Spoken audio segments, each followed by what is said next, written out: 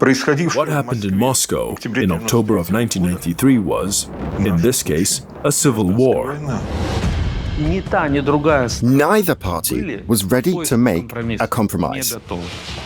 The strategy was, we'll have to tough it out for a year. It turned out to be much worse. You're the anti-reform forces.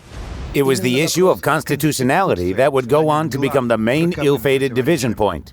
It's the devil's work. I trust the president with everything. I lost trust in Rutskoy and dismissed him from his post. We're dealing with a typical coup d'etat. It's over for Yeltsin. Jail time. Once the power was cut, we had to use candles to be able to work. We had to storm the mayor's office in Ostankino today. It was very clear that the shelling wasn't coming from the rebels. It was directed at them. Why were you calling on pilots to bomb the Kremlin? What else was there left to do? We went in holding a white flag. Of course, inside was complete chaos. People were hit with rifle butts. What annoyed them the most was me standing there and smiling. Something good and kind had been smeared with shit and stomped on. That's how it felt. Everything we're dealing with today is a consequence of the White House's shelling.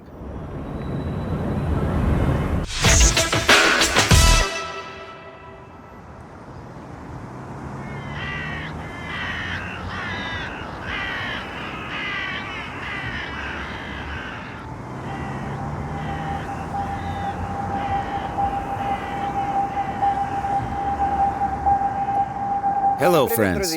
Undoubtedly, you all know very well what this building is. This is one of the executive branch's main residences.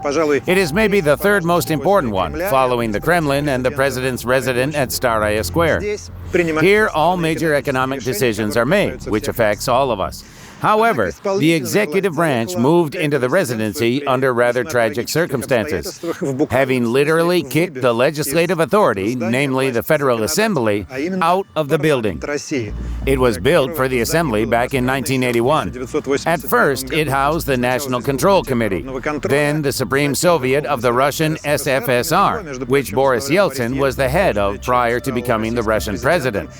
That's why, in August of 1991, the memorable events of the coup unfolded here, with Yeltsin climbing on a tank. The tank was placed in front of the White House. We're facing a right-wing, reactionary, anti-constitutional coup. 2 years after the coup and precisely 30 years ago in 1993, on a fine October day like today, the tanks of the Tamanskaya and Kantemirovskaya divisions arrived at the Novoarbatsky Bridge that crosses the Moskva River and started shelling the Supreme Soviet building.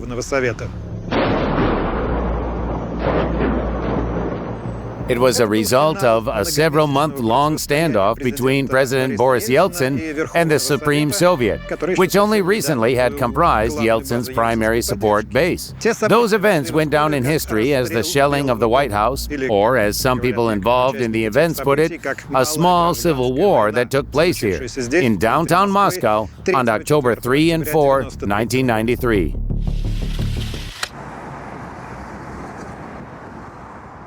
It's been 30 years, but there are still lots of questions left about this story. How come that those who used to be close associates, namely President Yeltsin on the one hand and Ruslan Khasbulatov, the head of the Supreme Soviet, as well as Vice President Alexander Rutskoy on the other hand, became not just opponents, but personal mortal enemies a mere year after the 1991 coup? Why did all attempts at finding a peaceful solution and reaching a compromise fail? Who fired the first shot? Who ordered the tanks to shell the building? What rounds did the tanks fire? Some say it was blanks, others believe it was live rounds. Whose bullets killed the more than 150 people who fell victim to the October events? By the way, how realistic are these numbers? Where did the persistent rumors about the death toll being 10 times higher come from? Most importantly, why is there now a feeling that it wasn't the 2011 castling move, or Putin's rise to power in 2000, or the 1996 elections, but the 1993 shelling that became the first decisive step towards the situation we're facing now, 30 years later?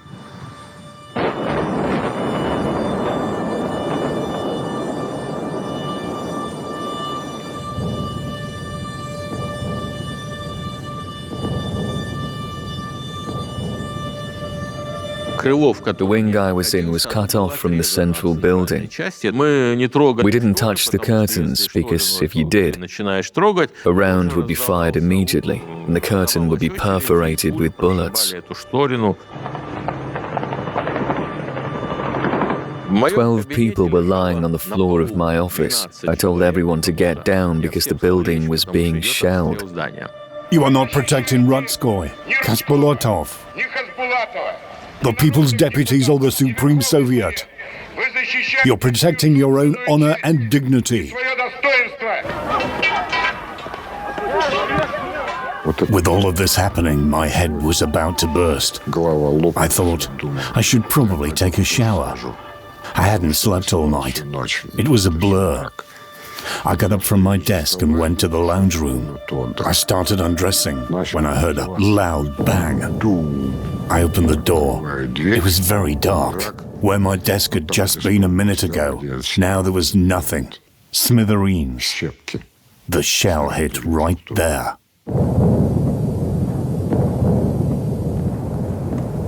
Another shot from the cannon tank into the front of the Russian White House. I stayed at the Kremlin and kept looking at the images broadcast by CNN, just like everyone else. Reports were coming in about a bunch of onlookers gathering there. We could see the strikes hitting them. There were a lot of casualties.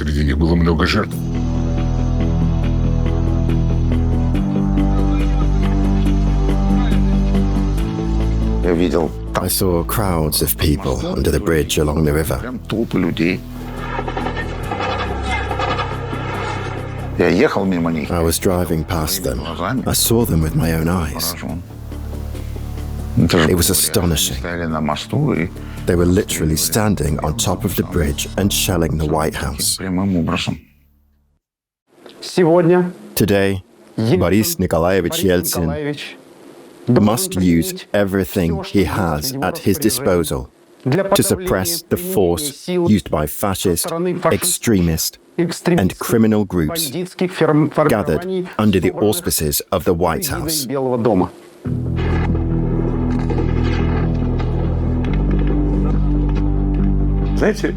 know, the talk started about the common unity of the past being over and something different unfolding in the future.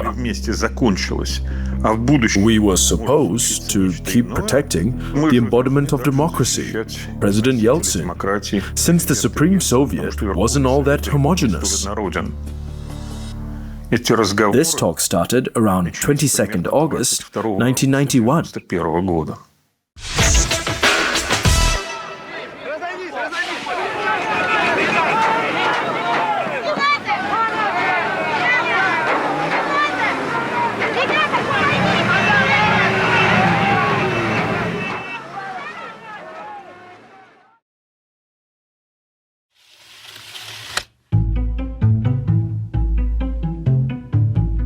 On August 22, 1991, the August coup was quelled. The coup was attempted by officials and security service agents who opposed Mikhail Gorbachev's reform policies. They formed the State Committee on the State of Emergency. The fight against the SCSE was spearheaded by Boris Yeltsin, who had been elected president of the Russian Soviet Federative Socialist Republic, RSFSR, via national vote in June of 1991. The White House turned into the fight's main battleground. At the time, the Russian Supreme Soviet, which supported Yeltsin, was also based there. The Supreme Soviet was headed by Ruslan Khasbulatov. Yeltsin and Khasbulatov worked together and were considered friends. There are many stories about them taking steam baths together. As you know, the coup failed. A few months later, the Soviet Union ceased to exist, with Boris Yeltsin becoming president of a new country, the Russian Federation. Following the American example, a vice president was also elected in the capacity of an understudy and Yeltsin's closest associate. It was Alexander Rutskoy, an Afghanistan veteran and operational pilot who had once been taken captive. In short, as they used to say, a man of steel. This new country, however, inherited another high-level body of state authority from Soviet times, the Congress of People's Deputies. Given that the Congress didn't operate all year round and only convened from time to time, it was represented by the Supreme Soviet when the Congress was out of session. Notably, it wasn't just a legislative body as is, it had a broader mandate. It had been the case ever since 1917. Do you remember the tagline, "All power to the Soviets"? The Soviets were considered to be bona fide grassroots democracy. The Supreme Soviet held more power compared to the head of state, the president. For instance, people's deputies could veto any decision made by the president and remove him from the office. The president couldn't dismiss the Supreme Soviet. Ruslan Khasbulatov was in charge of this omnipotent body.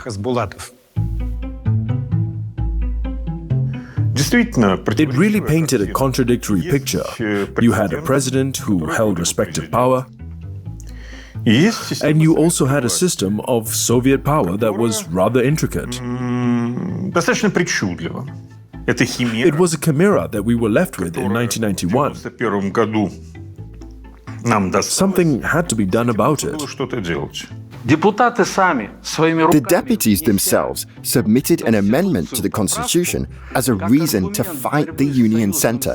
And by introducing the title of the Russian president, they created a new standpoint from which we were fighting for Russia's sovereignty. It turned out that we now had a president whose mandate was defined by the Constitution.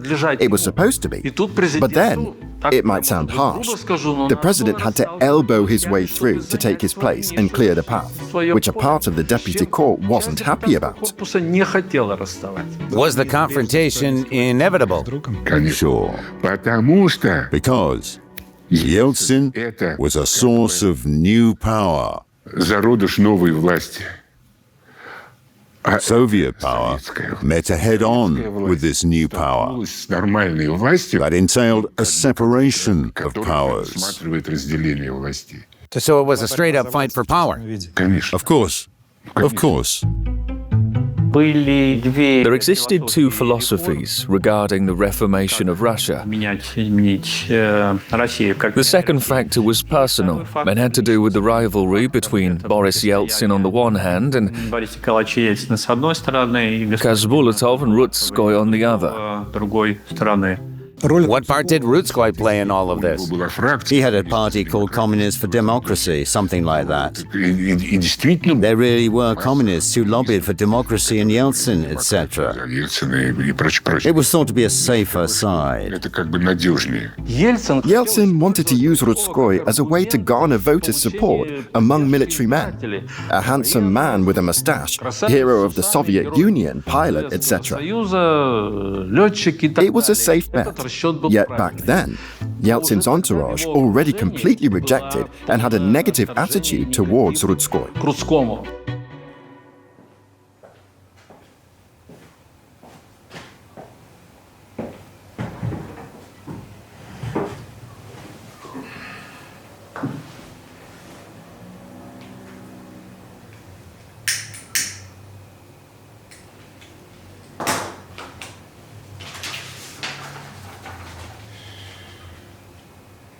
When he was persuading me to run in the elections, at first I refused.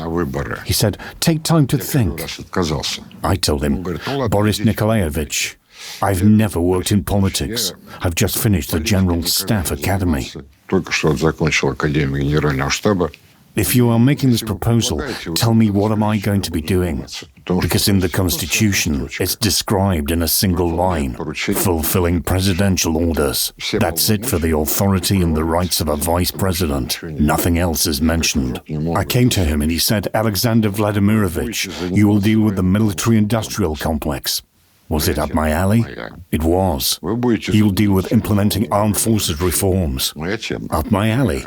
Sure was. You will oversee social benefits for military servicemen and their families. It was also up my alley. I said, okay. So we went ahead with the election. The election results were announced. 3 days later, a decree was issued stating, a vice president bears personal responsibility for the state of Russia's agro-industrial complex. I went to talk to him and he said, Boris Nikolaevich, I don't know anything about it. I've never even lived in the countryside. I come from a family of regular officers. I said, I don't understand. Is this a punishment of some sort? He said, Alexander Vladimirovich, you have a great quality. You're not a snob. If you don't know something, you ask around. I said, that's right. Yeltsin proposed, establish an agricultural committee and pose a question of what the rural inhabitants would want the reform to look like. For a regular officer, it was nonsense. Of course, there wasn't any political rivalry between them, but Rutskoy did take umbrage at him. Yes, it was very peculiar to get appointed while I was asleep. What was Khasbulatov like? Was he a cunning and sly politician, or a courtier? He was a professor of political economy. There was this organization called Democratic Russia. Prior to the elections, it had formed its own countrywide lists. Guys, your district has these candidates. It was propelled thanks to the influence of Yeltsin, as well as other fine and famous people. I think his victory was fair.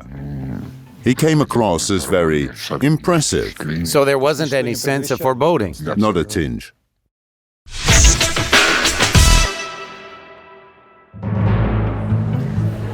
The first serious clashes between the president and the Supreme Soviet started because of the economic reforms lobbied for by the government of young reformers, which had been led by Yegor Gaidar since late 1991. By that time, the Soviet economy was in ruins. Shortages, huge lines, and empty shelves. We have a whole documentary on our channel which explores the reasons behind the predicament. Please watch. It's called Death of an Empire. The manner in which Gaidar and his team decided to tackle the issue would later be referred to as shock therapy. Завтра мы встречаем Новый год, который, может быть, и принесет нам какие-нибудь радости, но совершенно точно добавит новые проблемы. С одной из них мы столкнемся уже 2 января. Я имею в виду либерализацию цен. В магазинах уже появились товары по этим новым свободным ценам. К примеру, вот эти. А не шокирует никого это? Шокирует. Очень плохо. Плохо? Что будем делать, не знаю. On January the 5th, 1992, on the first working day of the new year, the day when price liberalization started, I assumed the post of the head of the Living Standards and Social Support Directorate of the Russian Ministry of Labor. So everything that would later happen with the prices was in your area of responsibility? Yes, I held this position for a year, January through December of 1992. I was on the inside. Many have heard the expression shock therapy. How much of a shock was the surge in prices really? It was a shock. Over the first quarter of 1992, the prices increased almost tenfold. The strategy was, we'll have to tough it out for a year. Remember the famous words of Boris Nikolaevich that he said in April of 1992? When things really plunged into crisis, Yeltsin publicly promised, I can guarantee that everything will be fine in a year. Goods will be on the shelves, salaries will rise, prices will stay the same. If it doesn't happen, I will lie on the tracks. He did say that. He did, and it was very premature of him. He was sure, and so was Gaidar and his team, that we just had to endure this short-lived shock and that people would realize it was necessary. You know, like a quick shot. At first you feel the burn, then you relax. Of course, the promise wasn't fulfilled. It turned out to be much worse. Prices soared 26 times higher. What did it mean? It meant a huge unemployment rate. What did unemployment mean? A dramatic rise in crime. Yeltsin was asked, explain what's going on and what the prospects are. His entourage persuaded him into giving the following answer. You're the anti-reformatory forces. The members of this team are really perceptive of one another. The team worked on the reform program.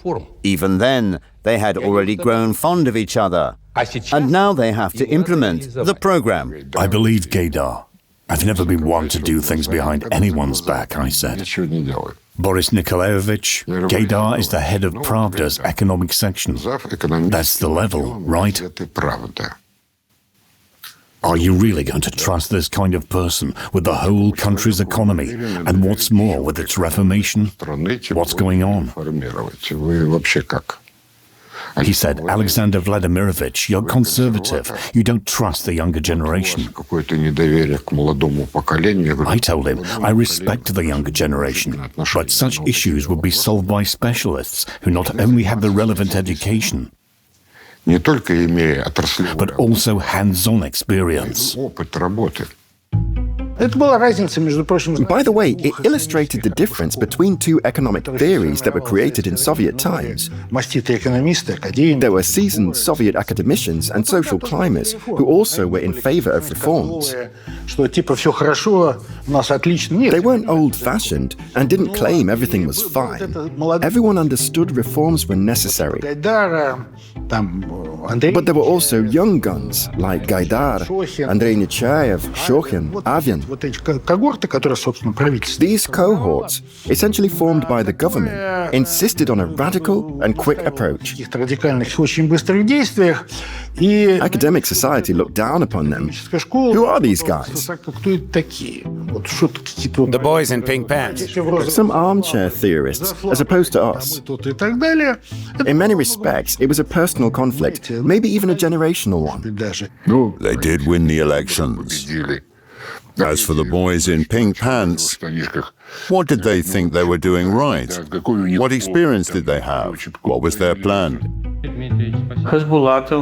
As a politician, Khasbulatov had a good understanding of the public sentiment.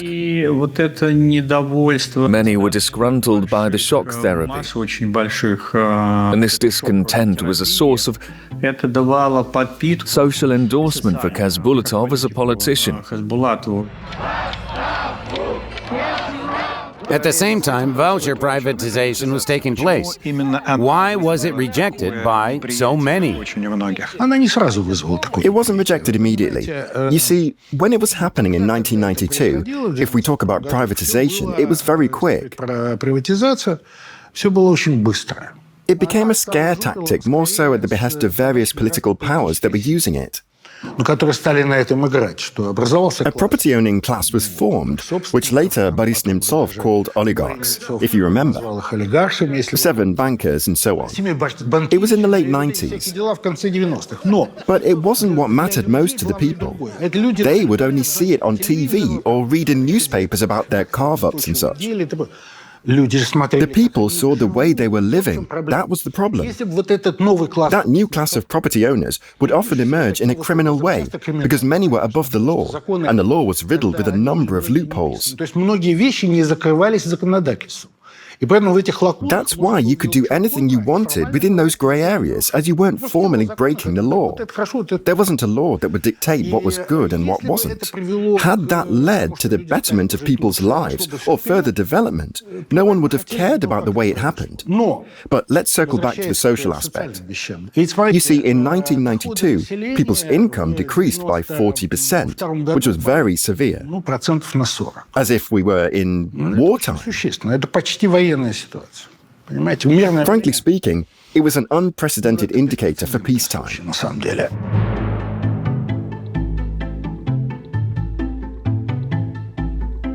Gaidar's tenure as head of government lasted a year.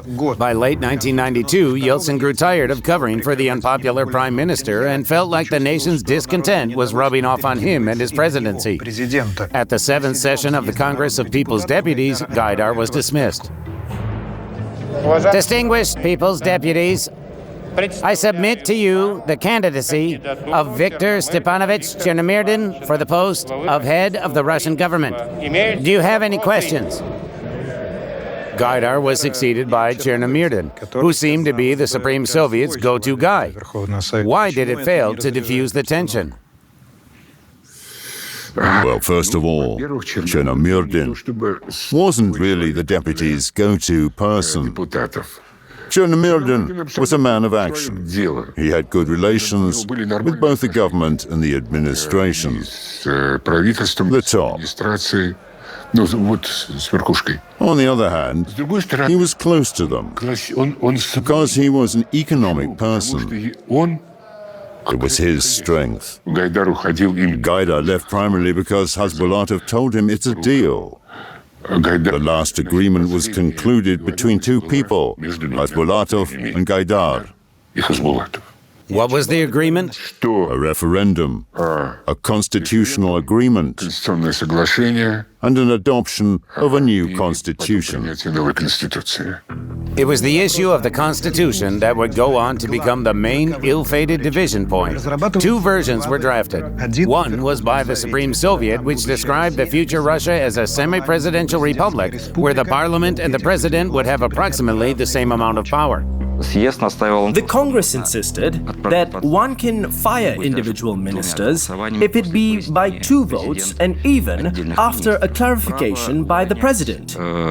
Being able to dismiss ministers makes a very important distinction. Impeachment is, of course, possible. Do you really think so? Absolutely. The second version of the Constitution, the one proposed by the president, is written by a team led by Sergei Sakharov. As the opponents say, Russia described there as a presidential republic, even as a super-presidential, where the powers of the Federal Assembly are far less than those of the Supreme Soviet. You can't simply dismiss ministers, and the impeachment procedure is widely complicated. At first, it is hoped that the two opinions could be reconciled. At the same Congress where Gaidar got dismissed, the president and the Supreme Soviet agreed to sign a so-called constitutional deal. But the contradictions and credibility gap are now too unbridgeable. In early 1993, Ruslan Khasbulatov rejects the agreement. The congressional deputies later asked Khasbulatov, "How come, Ruslan Imranovich, you were agitating for us to vote for all of this, and now you say, let's suspend everything?" Then he replied, "It's the devil's work." Khasbulatov would often use this expression. That's why he failed to inspire any confidence in us, the representatives of the fierce and protracted opposition against the behavior of Yeltsin, because he referred to the devil too often. It's a famous meme, isn't it? But it's more than that. The point is how the Soviet regime works, since they use the motto, "The Congress is free to take any action." No matter if it's another Congress or the Presidium of the Supreme Soviet, they enjoy terrific power. So eventually Yeltsin decides to make this move. Here we have that well-known opus, a special regime or an emergency rule, as televised by President Yeltsin. I've signed a decree on the special order of governing the state that will remain in effect until the crisis of power is overcome. The regime in question implies that any resolutions of any bodies suspending the decrees and orders of the president are null and void. He basically advocated anti-constitutional views. And at that moment, the overall tension was escalating. I witnessed Vice President Rutskoy convincing Yeltsin over the phone not to take this step. The impeachment attempt had preceded the issuance of the decree.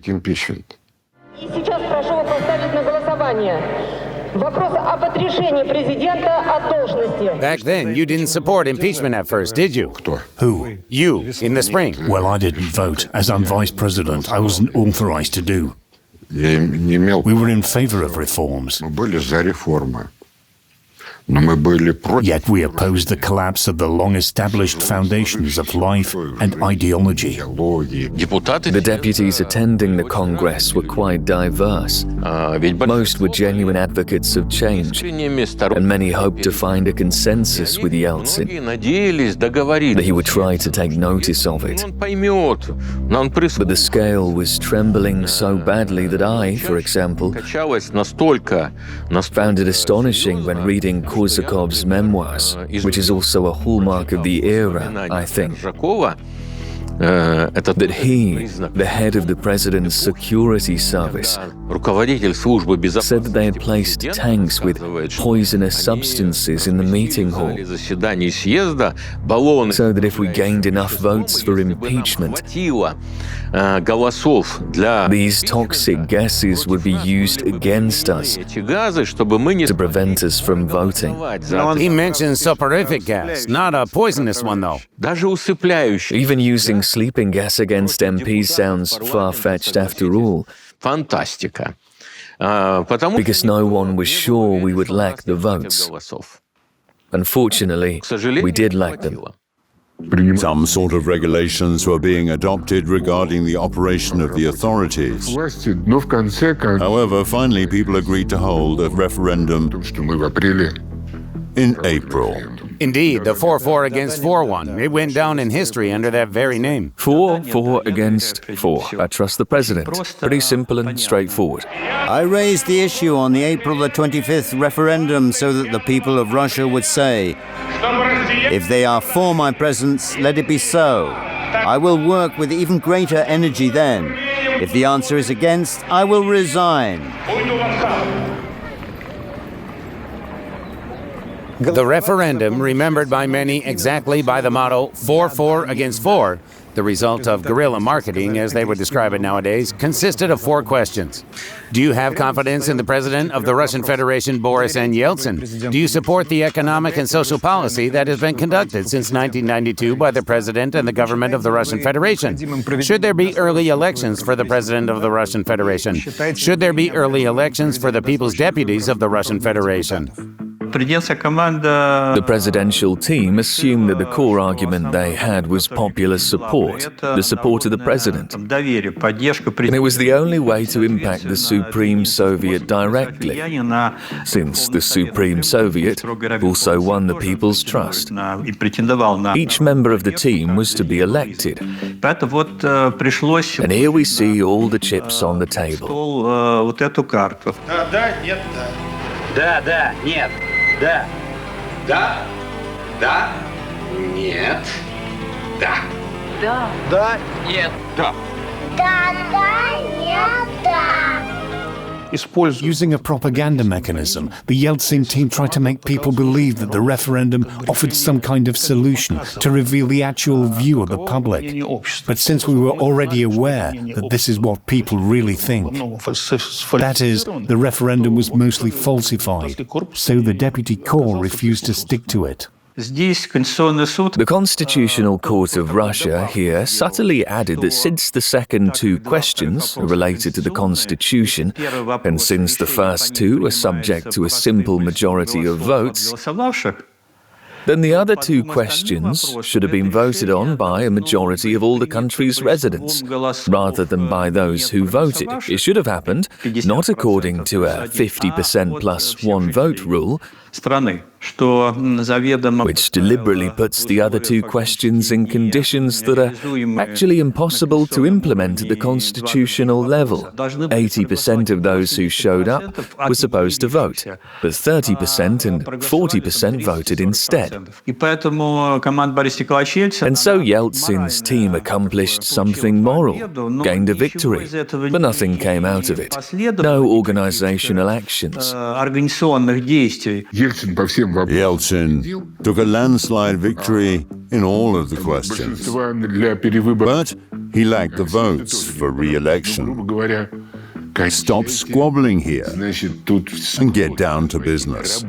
That's roughly what the voters said. And just a few days later, Khasbulatov and Rutskoy both declared that only drunks and drug addicts would go and vote for Yeltsin. That's when the ambitions went into overdrive. Ruslan Khasbulatov went on to call the president a drunkard, out in the open. It seems unseemly for a man to behave like that. I repeatedly said to him, "You better watch your mouth. He is older than you after all." That's one thing. Secondly, he is the president. Still. While preparing for the referendum, my vice president turned out to be among those who opposed the reforms. I no longer trust Rutskoy, and I therefore relieve him of all assignments given by the president. And there it goes on the TV. Rutskoy is corrupt. These are his bank accounts, his signatures, displayed directly on the screen. When I arrive at the Kremlin, the guards won't let me in. I asked, "What's the matter?" And they said, "That's what Boris Nikolaevich ordered, not to let you in." They virtually suspended him from office. The Supreme Soviet and Khasbulatov immediately took up the initiative. They provided him with an office, made a big, beautiful doorplate, Vice President. So he moved into this office in our White House, and that's when he got trapped. They were talking to him against the president, saying that Boris Nikolaevich was driving the country astray. As soon as we change everything, you'll be our backbone. Besides, they meant that he would be relied on not just as a political leader, but as a person with nominal power, rather as the vice president of the whole country. At that moment, situations started to escalate politically. Yeltsin's supporters started forming the power base for his government. They tried working with the army, with the Ministry of Internal Affairs, and insert their people there. The parliamentary deputies, in their turn, tried to strengthen their positions through the parliament and convince those who hesitated to support replacing Yeltsin with someone else as president. The Supreme Soviet went on working the way it was. Its presidium made all these decisions on behalf of all the branches of government. They incentivized the unrest that resulted in bloodshed, as we all know. Do you mean the May Day demonstrations? The May Day demonstrations, yes. That's when a police officer got hit by a car.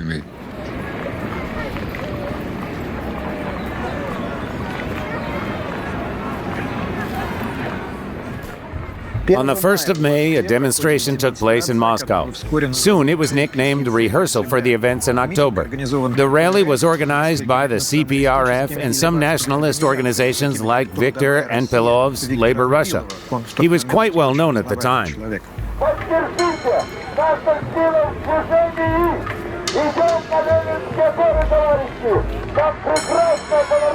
The organizers wanted to go from Kaluga Square to Menezhnaya Square. The route wasn't approved. Instead, an alternative was proposed, from Kaluga Square to the Crimean Bridge. It was just several hundred meters.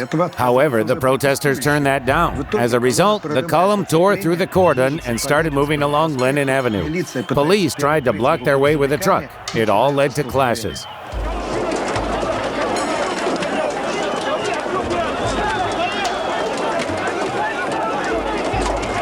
More than 200 people were hospitalized. The truck that the protesters commandeered and used as a ram hit and killed Vladimir Tolokniev, an Oman sergeant. He became the first victim of the 1993 events. Gorbachev let people discuss things publicly. On the one hand, Boris Nikolaevich put up with it. He was good at taking critique. A lot of other political leaders aren't like that. Like criticism from the press, for example.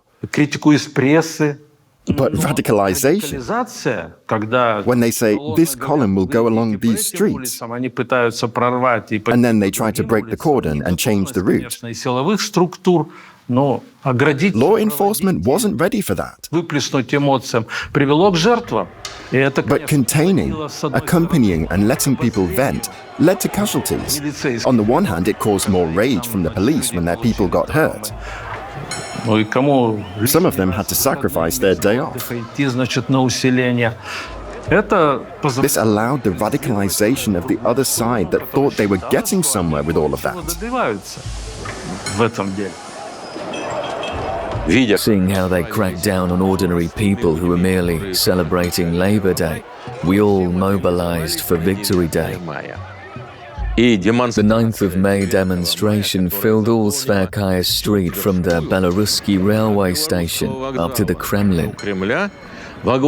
It was led by the people's deputies of the Russian Federation, me included. It made a horrible impression on the Kremlin. They got scared.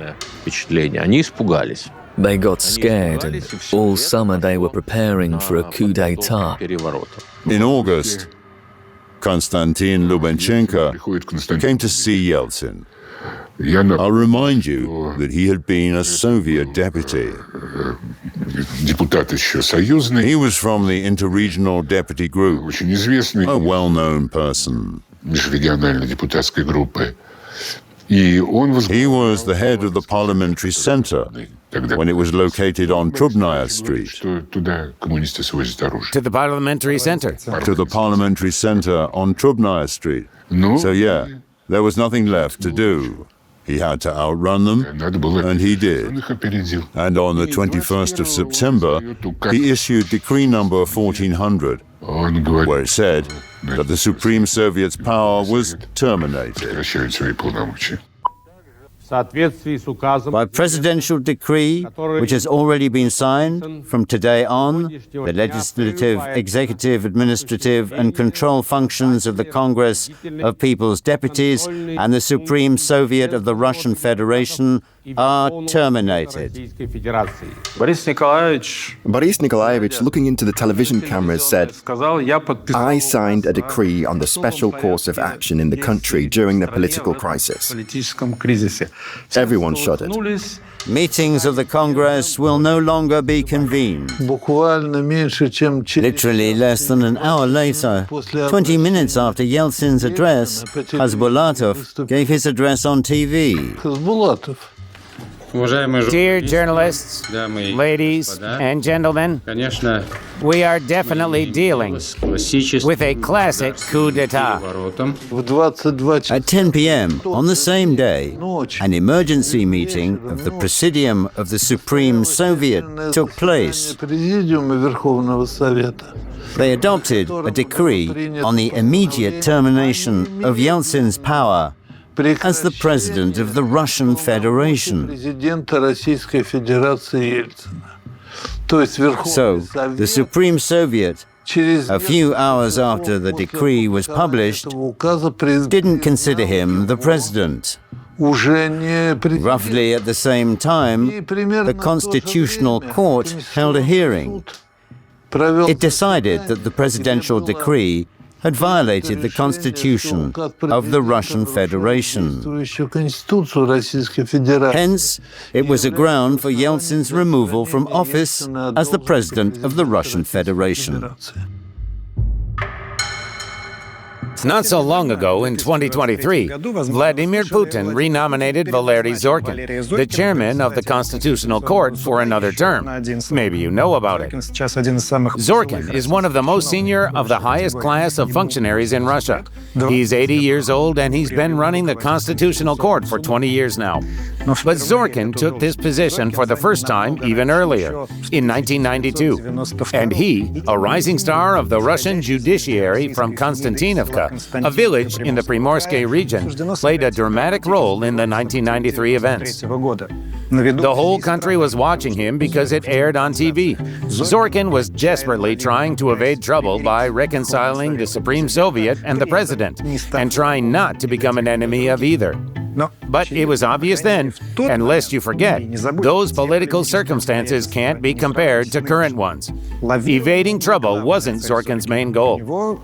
He had a thorough understanding of the Constitution as the supreme law you simply can't violate. That's why in September, after Decree 1400 was published, Zorkin openly took the Supreme Soviet side and in fact supported Yeltsin's impeachment. Указ президента Российской Федерации Ельцина о поэтапной конституционной реформе в Российской Федерации от 21 сентября 1993 года, номер 1400, и его обращение к гражданам России 21 сентября 1993 года не соответствует Конституции Российской Федерации и служит основанием для отрешения президента Российской Федерации Ельцина от должности. Looking ahead, it cost him his position. He will be chairman again only 10 years later. With past experience in mind, he will be more careful with the higher authorities. But that's a different story. The Constitutional Court of that period made balanced and objective decisions. Why do I think so? Because some of these decisions supported Boris Nikolaevich's actions, and some didn't support his team's actions. I wouldn't like to discuss the decisions the Constitutional Court made over the last 10 or 15 years. That's another question. However, I am deeply convinced that Zorkin earned his professional moral capital in 1993. Yeltsin made his speech with Decree number 1400. I had just come home and was about to celebrate one of my son's birthdays. The tables were set. Imagine how I was only thinking about that food in the Supreme Soviet. I didn't even sit down. I left the house again and headed straight to the Supreme Soviet. And I couldn't leave until the 4th of October. Good evening, my friends. We are starting our meeting. The first issue on the table, microphone 1. Microphone number 1. I remember the atmosphere in the Supreme Soviet. People would come up and say, "That's it. Yeltsin is done for." I remember some deputy approached me and showed me this gesture, as in jail. And I didn't understand who was in favor of this decree. But the deputy corps was oozing with euphoria.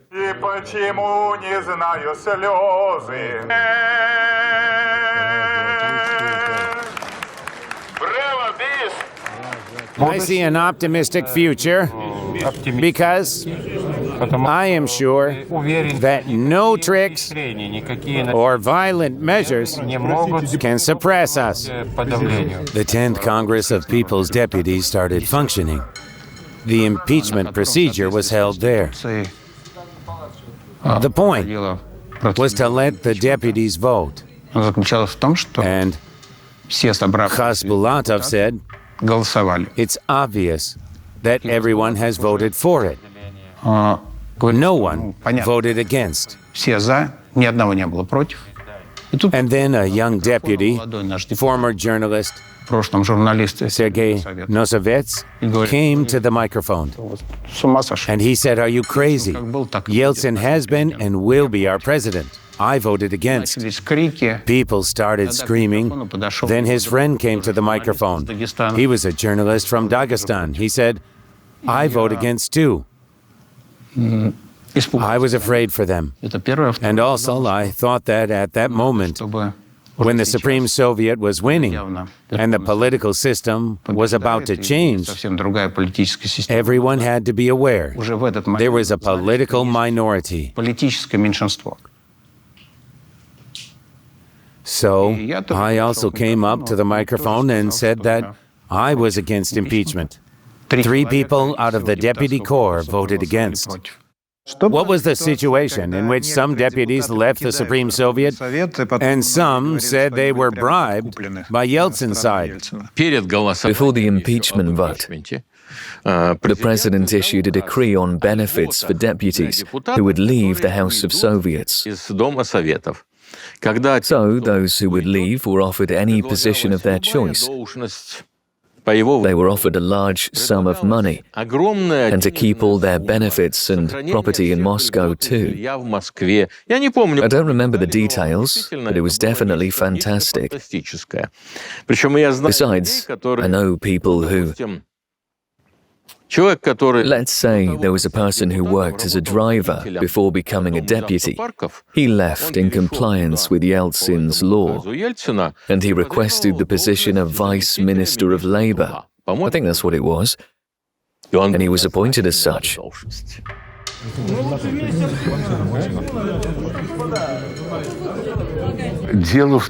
The thing is that by the 2nd of October, Khasbulatov and Rutskoy had lost control over the deputies, over what they called the Congress. There was no quorum at all. They were 10 deputies short of a quorum. They weren't let in because of the concertina wire. They couldn't get past it. They filed a complaint, but they were not recognized. In case you don't remember, a quorum is the minimal number of deputies necessary for the parliament to vote.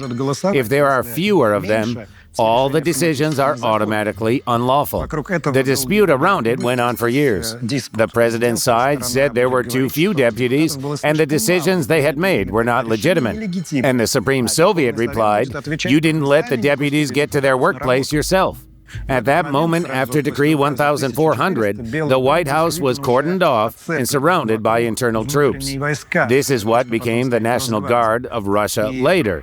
Plus, there was barbed wire. A real blockade started. Then the Congress announced the impeachment. Rutskoy was appointed acting president. I swear in exercising the powers of the President of the Russian Federation to observe and protect the Constitution of the Russian Federation and the laws of the Russian Federation.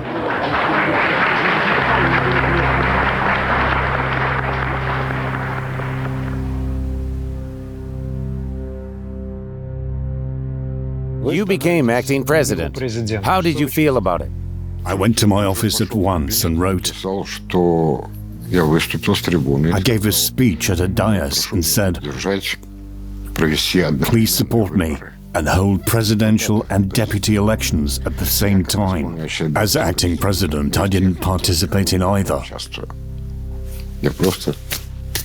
I just wanted to go back to my previous work, the military. I wrote it, and I said it to the journalists and deputies. I didn't want anyone to think, even subconsciously, that I had ousted Yeltsin. I wasn't happy about being the acting president. How do I act when the building of the Supreme Soviet is fenced off with 3 rows of barbed wire?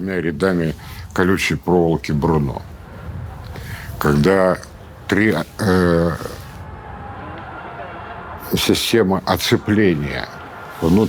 the internal troops and the police cordoned off the building, what kind of president was I in a situation like that? The military was under the command of the Supreme Commander Yeltsin. So was the Ministry of Internal Affairs and the Federal Security Service. Who was I, a person in the middle of a crime? Why didn't the law enforcement support you? I'll tell you why. Why did we have these relationships with Khasbulatov? I approached him several times and said, Ruslan Imranovich, do you know how I ended up in the Supreme Soviet? They didn't let me into my workplace in the Kremlin. I came here. Could you tell me, what is the goal of this protest? Do you have the support of the military, the Ministry of Internal Affairs, and the Federal Security Service? He started telling me, Alexander Vladimirovich, I suggested, may I take care of it? The military, the Ministry of Internal Affairs? And we weren't called enough at the time. The prosecutor's office.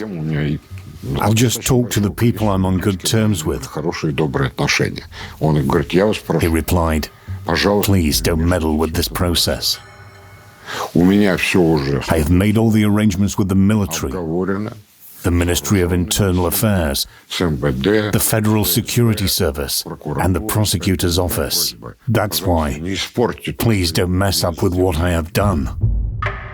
As Attorney General, I am as responsible for the constitutional cases as the President, as any people's deputy, and the judges of the Constitutional Court. When Decree 1400 came out, Boris Nikolaevich called me. A new ID with Yeltsin's signature came. The previous one was signed by Khasbulatov, so I had two IDs, one position and two different signatures. As it turned out, they did come in handy. Because if you wanted to get into the president's administration, the documents signed by Khasbulatov were not considered valid. The guards didn't let in people if you had his signature. Thus, I had two IDs on me. I couldn't mix them up, because I wouldn't get into the Supreme Soviet building with the document signed by Yeltsin. Anyway, after sending me the new ID, Boris Nikolaevich called me. We were speaking, and he said, I have made this decision. I said back, well, Boris Nikolaevich, thank you, but you have confirmed my credentials. I don't think he liked that kind of answer. I reminded him that I had those credentials anyway. And I said, the most important thing is not to let blood be shed. He replied, please, why blood? We'll sort it out. By that moment, the game of chess was at a stage of a zugzwang. One player's move determined the actions of the other.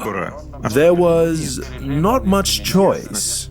It's clear how the pieces would be moving. It was either the ones led by certain politicians or the ones that moved on their own, because it was clear that people would gather at the White House.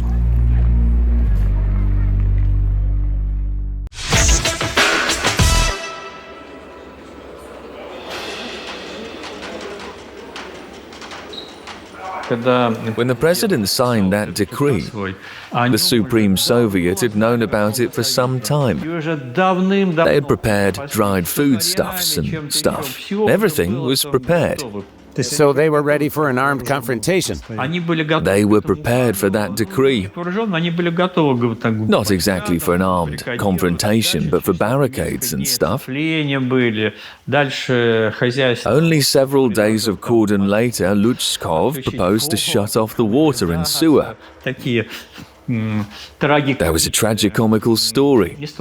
Of course, food was a problem, because you had to feed the deputies, the staff, the defenders of the House of Soviets. We're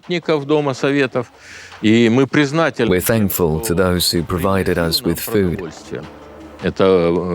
Later, other deputies did that. They broke through to us with food. But it was limited. For instance, tea with a sandwich for breakfast, lunch and dinner. We had something else occasionally, but that was what we usually ate. But there was a silver lining. I got 2 holes on my belt slimmer. We had to use candles to work when they cut off power.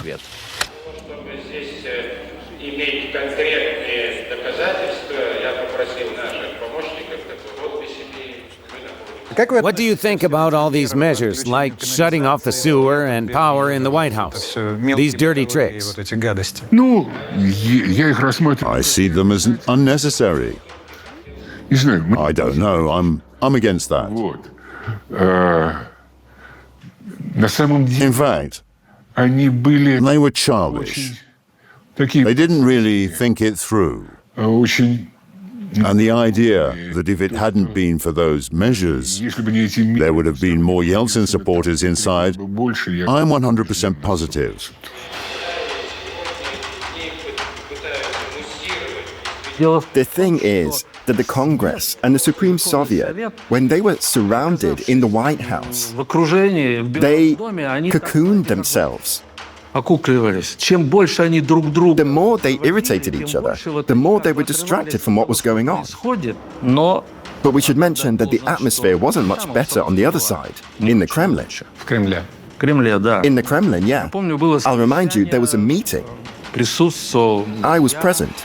We were discussing what to do next. That included the technical stuff, like erecting a second row of the barbed wire, or not letting in the deputies who left. And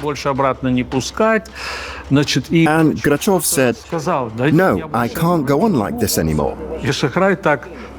And Shachrai said, partly joking, partly seriously, "Do we go out and surrender then if you don't want to stay?"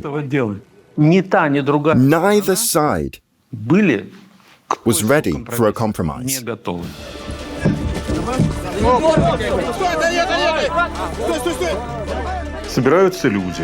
People gathered. There were a lot of radicals among them. The rest got radicalized too. At least they were influenced by them. Partly, this crowd, these defenders or whatever, influenced the mood of those inside. Those who discussed things, voted, and made decisions.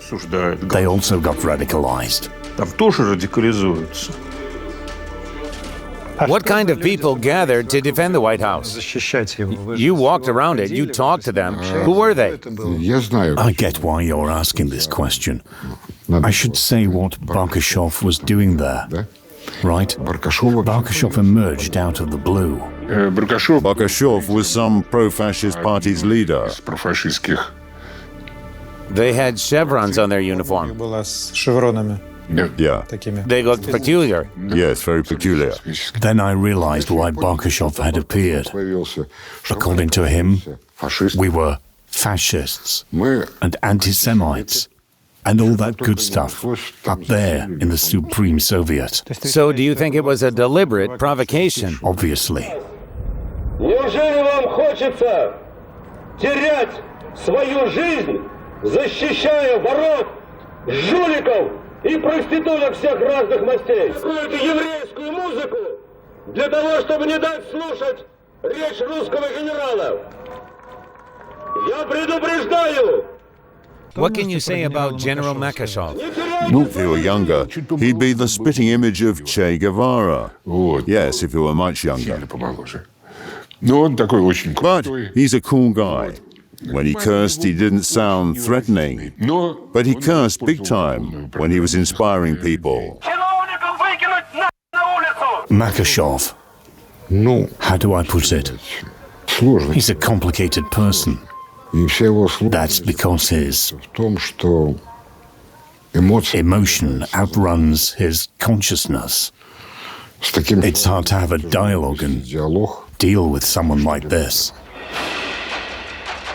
Me and Alexander Vladimirovich Rutskoy came out. He said, "Kirsan, let's go look at the people, posts and all that jazz." So we went out. There was some fencing, soldiers and OMON. And on the other side, there were the so-called defenders of the White House, deputies. Members of the Supreme Soviet, staff like the secretaries and assistants.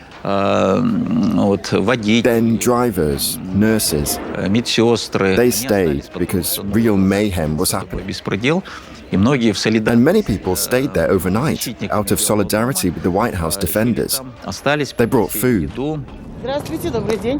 На работу можно? Да, конечно. Кормить вас.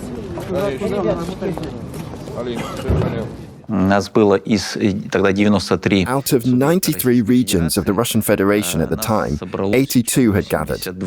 82 regions. We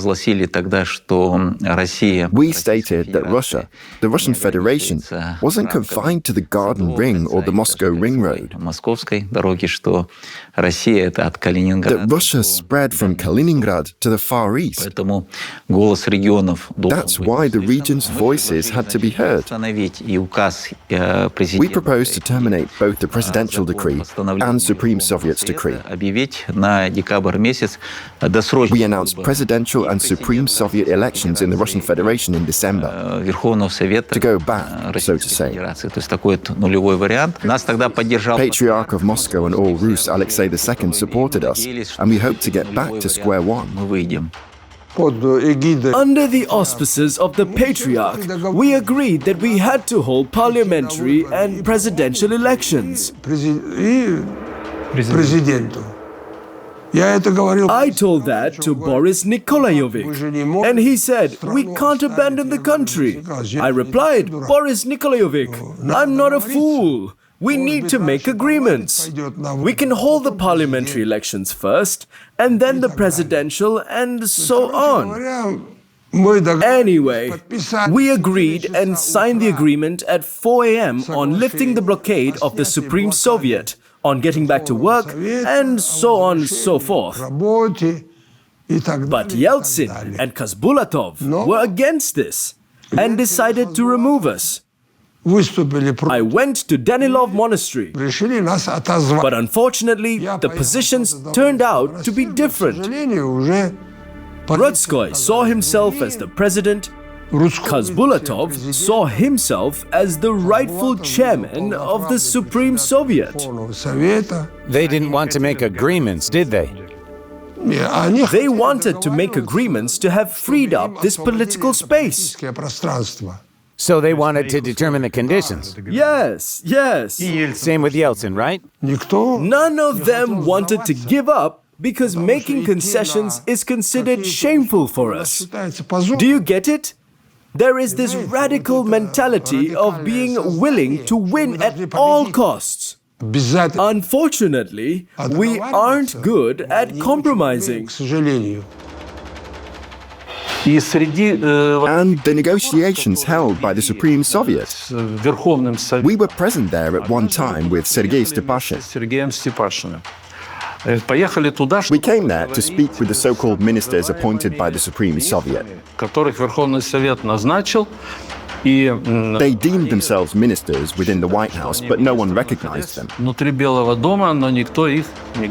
We didn't come to make them surrender. We came to hold a certain conversation. Give us your weapons, and we will take the arms out under our own supervision. Why did we need that? Because both in press and on TV, and the president's side said, they have militants there. That's a threat. That's why we cordoned off the White House and cut off the power and water supplies. They have to surrender. So we told them, let's get rid of that argument, because they had official security guards from the Ministry of Internal Affairs, and they didn't leave. Only some did. Most of them stayed there. And they had staff weapons. Besides, militants had their own weapons, some of which had been taken from the police. So we wanted to get rid of those weapons, and they agreed. We started collecting the weapons. Achalov was against it. Apparently, Achalov told Rutskoy about that. Rutskoy loudly ordered not to let Stepankov and Stepashin in anymore. Weapons didn't come into the House of Soviets from outside all those days. We had a stockpile of weapons we had prepared, and the House of Soviets security guards service weapons. These weapons were distributed if people signed for them, and to those who had special documents. It caused an outrage on the outside, but it was all according to protocol. Did you find out if the White House had more weapons than the security guards bodyguards were officially supposed to have. Well, in the White House, apart from the officially distributed weapons, they had many more. About 2,000 different guns. What could be done in conditions like that? Try to solve the situation.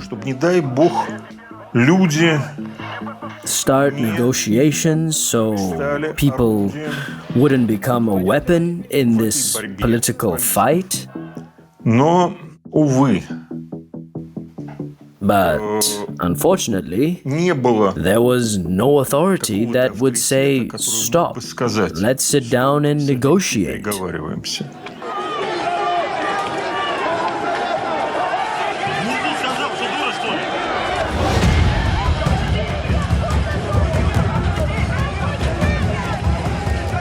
On the morning of 3rd of October, a huge, and if I'm not mistaken, authorized rally on October Square in Moscow took place.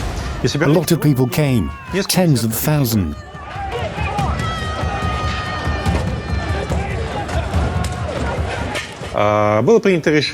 The rally organizers decided to break through to the Supreme Soviet building.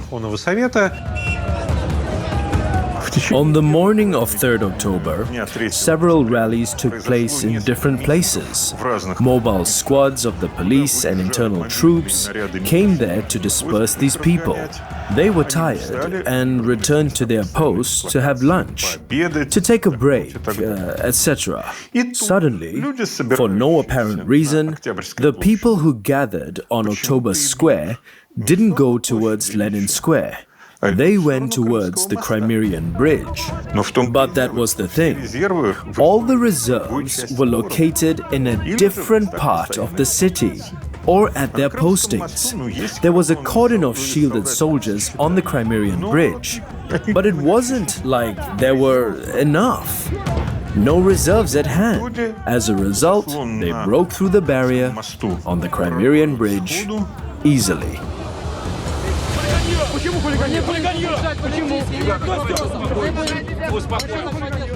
People broke through Omon's lines of defense quite easily. Omon fled. I remember those abandoned shields, clubs and helmets. They also fled over one of the Moskva River bridges.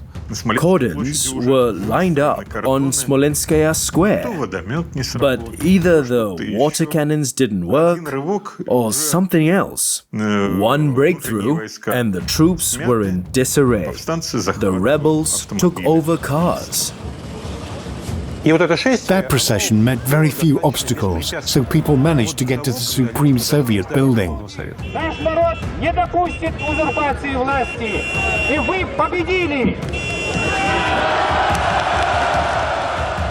They took over cars. They could ram the fences. They broke through to the White House. They attempted to take over the Comic-Con building, and shots were fired from there. People laid down. Why did they go on to take over the city hall? You could hear gunfire from there. They targeted the protesters who turned towards the House of Soviets. So, when I saw the first wounded people who were brought in the House of Soviets, it was the 3rd of October in the afternoon. Then I realized that a fatal escalation was taking place.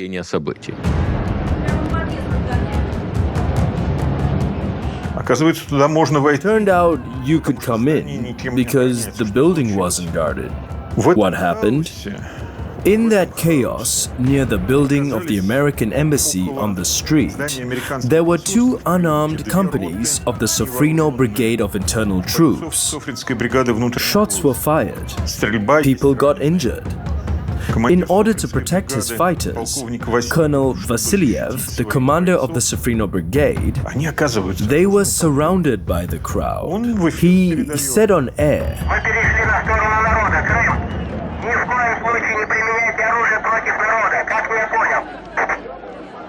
This was Colonel Vasiliev's deceptive maneuver.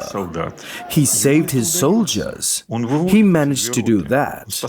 He took those two companies out and saved his subordinates. But little did he know that his superior, the internal troops vice commander, in the area of the White House, Pavel Golubets, could hear it all. He was in the Comic-Con building.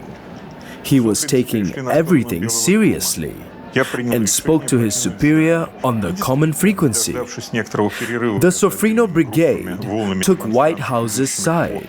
I decided to leave the building, and indeed, having waited for a break between waves of protesters walking down Kalinin Avenue, aka New Arbat, towards the embankment, the police officers broke the windows in the Comic-Con building, ran across New Arbat, and hid in the alleyways. But everyone heard Golubets's words. A full-fledged police escape started. And in those conditions, it was possible to take over the Comic-Con building and the Mir Hotel. We came to the square and entered the Supreme Soviet building.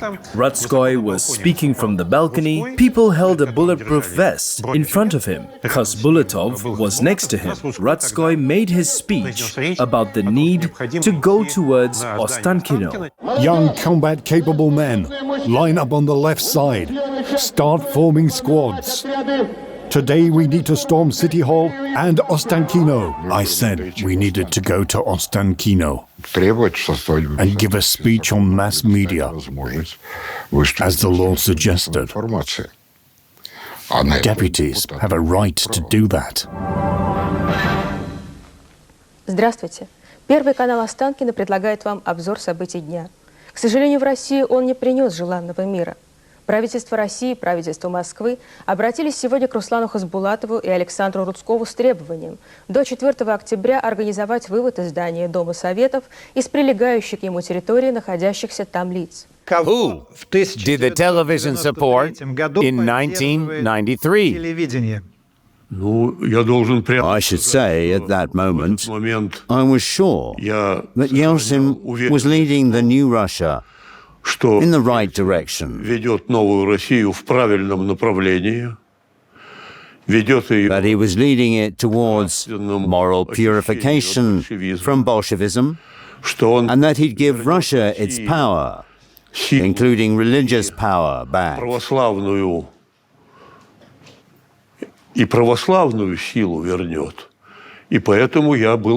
That is the reason why I was on his side. And as far as my position is concerned, I always insisted that Khasbulatov and Rutskoy appeared on the Ostankino screen when they needed to.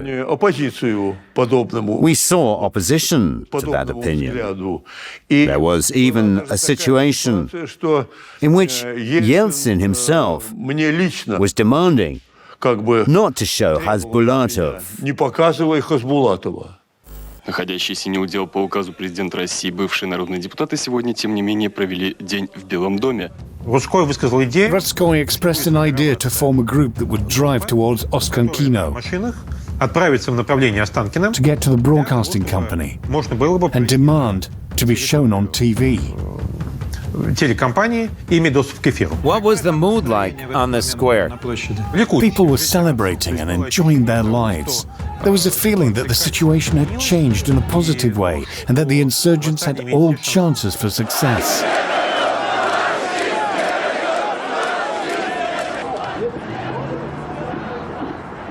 A small side note. If you watch our channel a lot, especially Redakция News, you know how attentive I am to haphazard Russian symbolism that our history is full of. And this story too. I can't help reminding you of the names of the streets surrounding the rebel House of Soviets. Over there is Barricade Street. Over there, where the tall building is, there is the Insurgent Square. And here is Druzhinikovskaya Street, named after the first Russian Revolution militants. And over there is 1905 Street, named after the year when that revolution happened. Right here on Krasnaya Presnya Street in 1905, extremely violent and bloody fights took place. The first attempts to dethrone the Tsarist government by force. And among those who were trying to do that, there were a lot of people who wanted a parliament and a constitution. By the way, behind the White House, there is the Gorbaty Bridge. This is a historical structure. In fact, it's a reconstruction, but it is a memorial to those events. And 88 years later, a new insurgence happened in the same location. A new clash between those who were in favor of the parliament and those who were in favor of hard vertical power. And new blood was about to be shed.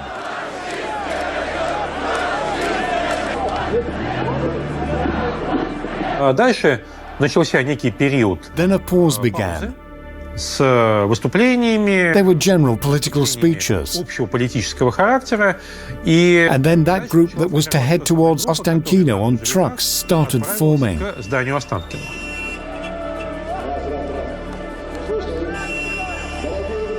The White House was celebrating victory, almost victory.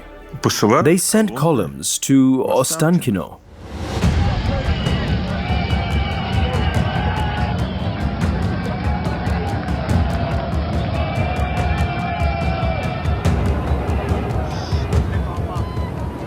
From over there, from the White House, columns of trucks with members of this group heading over there to Ostankino entered the Garden Ring. Several minutes later, it crossed Triumphal Square. They were moving from over there and entered the tunnel. In the square area, the police and internal troops were deployed. However, they didn't try to stop that column. Most likely, the police and the internal troops didn't understand where the trucks were going. They were puzzled because the events were happening so quickly.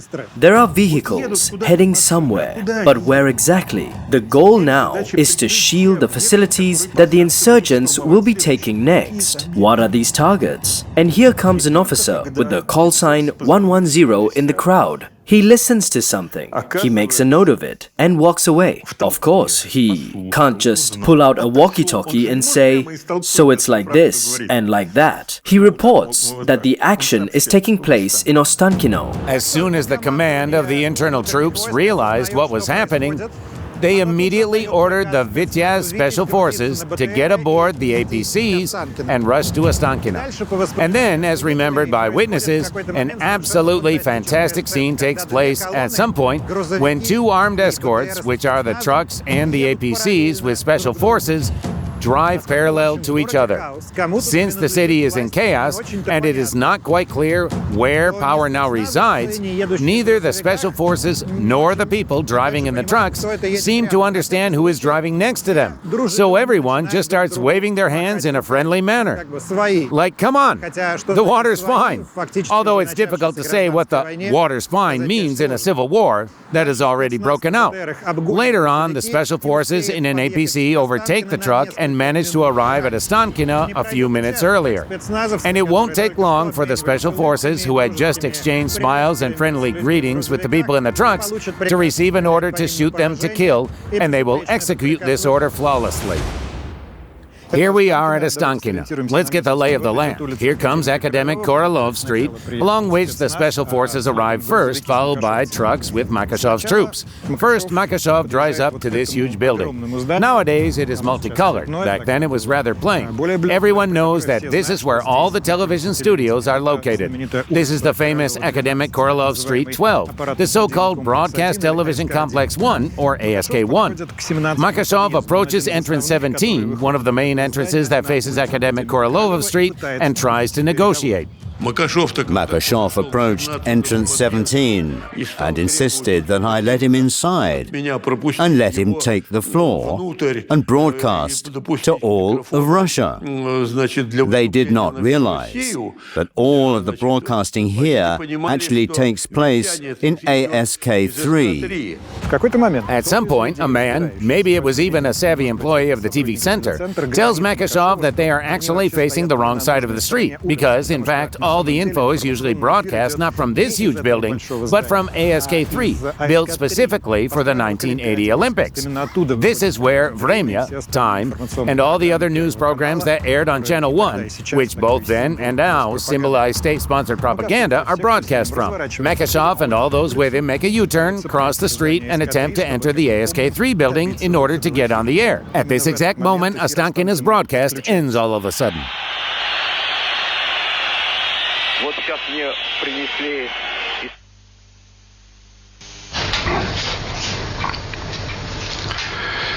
Уважаемые телезрители, в связи с вооруженной осадой телекомпании Останкино мы вынуждены прервать эфир.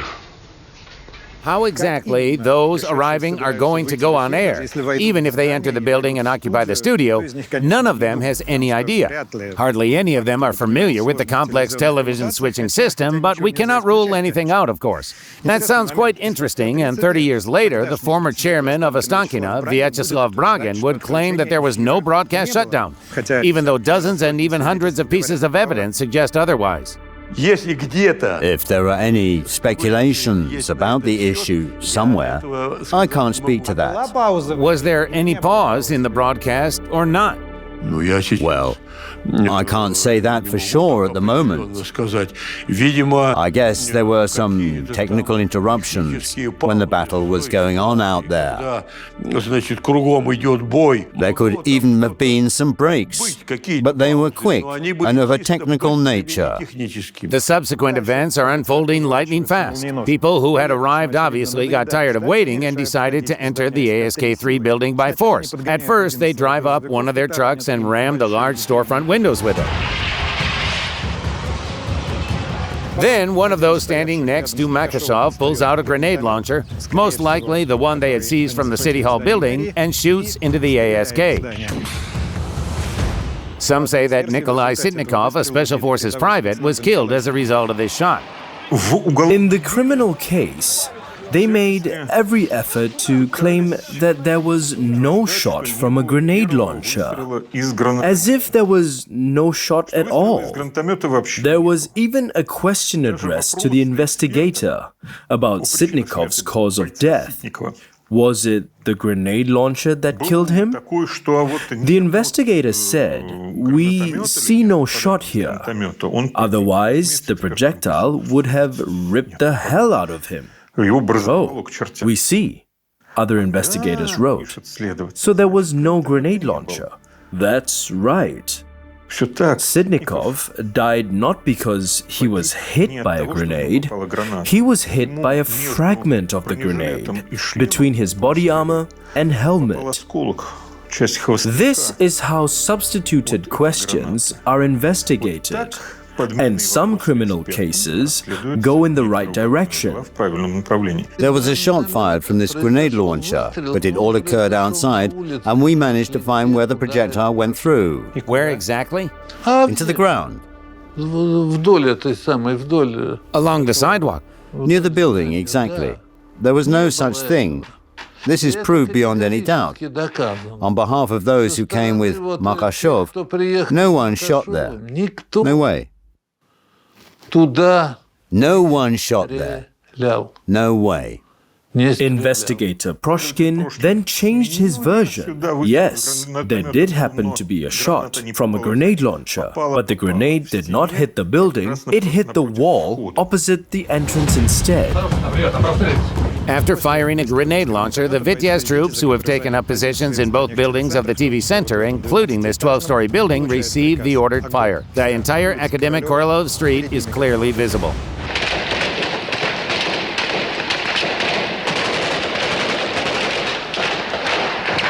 Everyone heard the shooting, and we understood perfectly well that the shooting was not coming from the rebels' side, but rather directly at them.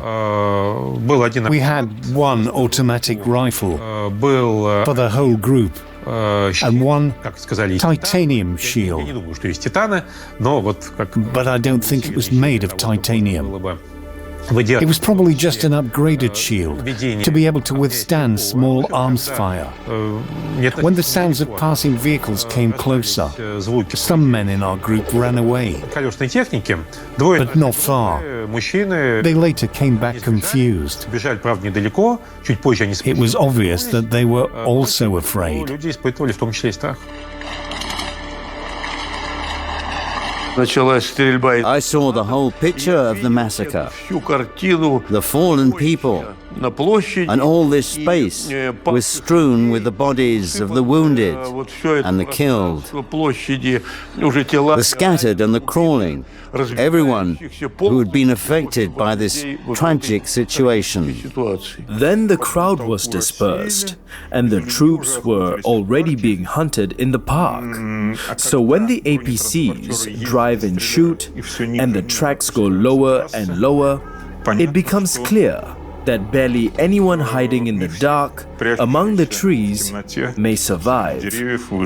So APCs are chasing people in Ostankino Park in the dark? It's not that they're chasing them. It's just that it's weird to drive into the park. But they're shooting at people, that's for sure. I got caught in the spotlight of an APC.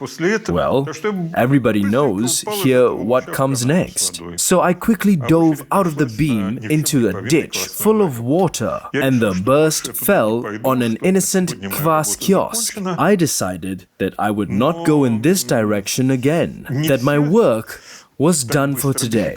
But barely anyone can run and dive that fast. Dozens of people died there, though none of them had any plans to die. You know, there's a striking thing I realized while filming this issue. The Ostankino massacre did not end in a few minutes. The shooting here lasted for many hours, though not with the same intensity. But nevertheless, the shots could be heard until morning. And the last person who was killed here at around 4 a.m. on October 4, about 10 hours after Makashev's troops arrived here. And like many of the victims of that day, they turned out to be a completely random person. Early in the day, on October the 4th, a tractor driver who was just driving down the street working was shot down by someone in the building. The only TV channel which continues to air after the storming of Ostankino is RTR. The studio on 5th Yemskovo Polya Street is broadcasting a special in support of Yeltsin with celebrities and journalists invited. Наш дом – это наша страна. Она действительно большая, больше, чем эти 4 квадратных километра. Вот посмотрите, вот мы здесь все собрались, дайте общий план. Вот мы все сидели в разных компаниях, выпивали. Мы сразу созвонились и приехали сюда, чтобы просто вот посмотреть вам в глаза. Давайте вот сейчас посмотрим друг другу в глаза, попытаемся улыбнуться, как бы это ни было тяжело, и спокойно ляжем спать. А завтра разберемся. On the night of the 3rd to the 4th, the famous show was broadcasting in which you and Alexander Lubimov are urging residents of Moscow not to go out. Don't go into some terrible bloody hysteria. But before that, Gaidar called for citizens to go out. Yes, yes. Мы призываем тех, кто готов поддержать в эту трудную минуту российскую демократию, прийти ей на помощь, собраться у здания Моссовета. I'm inclined to think it was just populism. I'll call for you and we'll start. You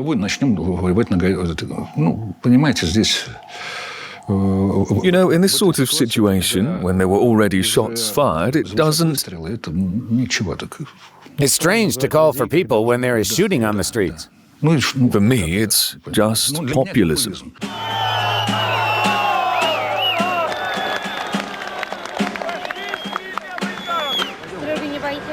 А что бояться? Гораздо страшнее жить во лжи. Вот так как мы жили во лжи, все, допустим, 70 там несколько лет, вот это гораздо хуже, жить во лжи. The people who went out to the Mossoviet on the night of October 4th turned out to be some sort of Russian literature characters, superfluous men.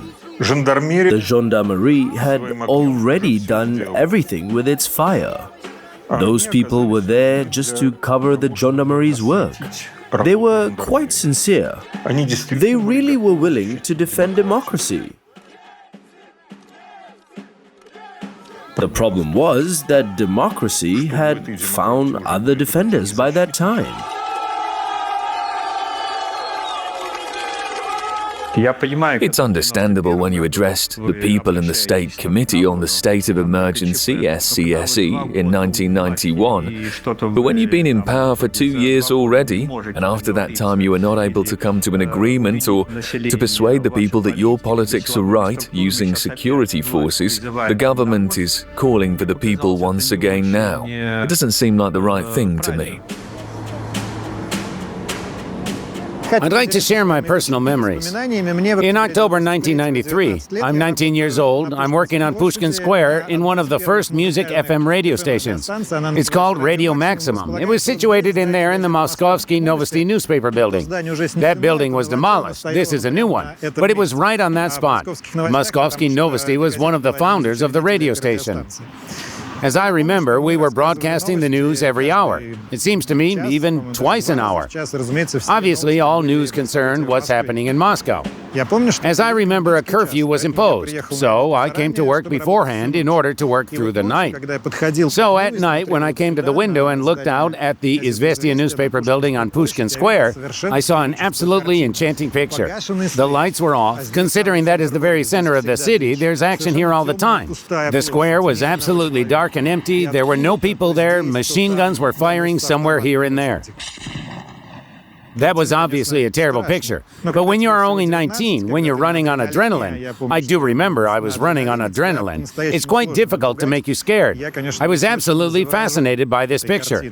By the way, those people who went out after Yegor Gaidar's call congregated here just around the corner on Triumfalnaya Square near the Mossovет building. They even started to build a barricade. Today, Boris Nikolaevich Yeltsin must deploy everything he's got at his disposal, meaning security forces, Ministry of Internal Affairs, in order to crush the fascist, extremist gangs gathered under the umbrella of the White House. Would you have repeated this wording today after 30 years? The fact is, the following part of my speech was cut out. It was just a part of my speech. There was another part in which I was talking about the reasons. I was saying that there is an incitement to suicide article in the criminal code. That is what happened in our country. Incitement to fratricide. And we must investigate it, so it will never happen again. This part of my speech was cut out. Remember the television? I still remember Lia Akhadjakova with her twisted face on the television the evening before shelling the White House. The people on Krasnaya Presnya should be dispersed, should be shot down and whatnot. Друзья мои, проснитесь, не спите. Сегодня ночью решается судьба несчастной России, нашей несчастной Родины. Наша несчастная Родина в опасности. Не спите. Нам грозят страшные вещи. Опять придут коммунисты. Even our praised liberal community supported using force to bring an end to this. They didn't perceive the Supreme Soviet as the representatives of the people, who didn't belong to any specific party, who were self-sufficient, who persuaded tens of thousands of electors to agree with their view on Russia's future. Due to propaganda, the Supreme Soviet was turned into some kind of concentration of conservative, red, Bolshevist ideas. It wasn't the case at all. There were a lot of competent, expert people in it who wanted to change the state system using democratic principles. What do you think? What action means that the Supreme Court has won? They have impeached the previous president and appointed a new one already. Does it mean they've won? It doesn't look so. They came to Ostankino. Let's suggest that events unfolded differently. They've broken into Ostankino. They broadcast something. At this very moment, absolutely different information is broadcast from the reserve studio of RTR. What does it lead to? There are fluctuations in the military. If to make a forecast through a sequence of some more or less real actions, there'll be a clash. Why did the milestone fall on the 4th of October? Many forgot that it was on the 4th of October when the ultimatum of Siberian Agreement regions expired.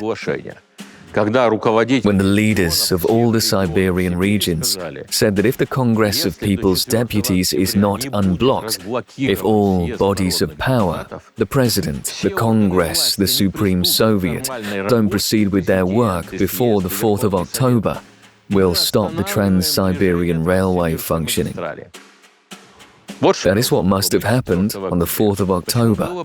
So it was clear that everything will be resolved before the 4th. It was resolved.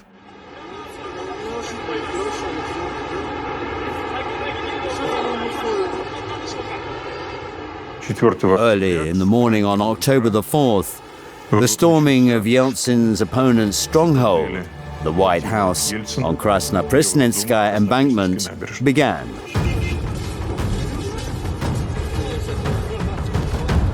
Who made the decision to begin the storming? Who gave the order? Was it Yeltsin? That's an interesting question.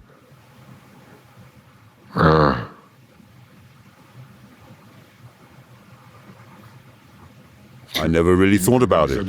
Well, obviously, the one who communicated with the military was Yeltsin. It's known that Grachev didn't agree immediately and demanded a written order from Yeltsin. Yes, of course. I do understand him. And Yeltsin gives the written order. I don't remember that. I don't think he was guided by the security reasons on this matter. But since everything has changed, well, then he did, I think. He asked for the written order from Yeltsin, but he didn't give it to him. Yeltsin wasn't quite satisfied with that. But Grachev obeyed the order. Further on, obviously, they found the officers and promised them some exemptions.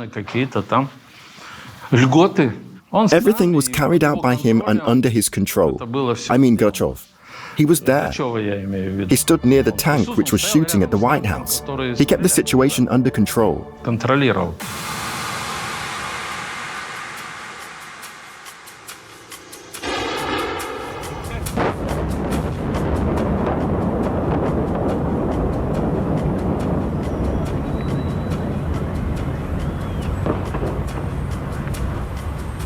Where were you when the shelling started?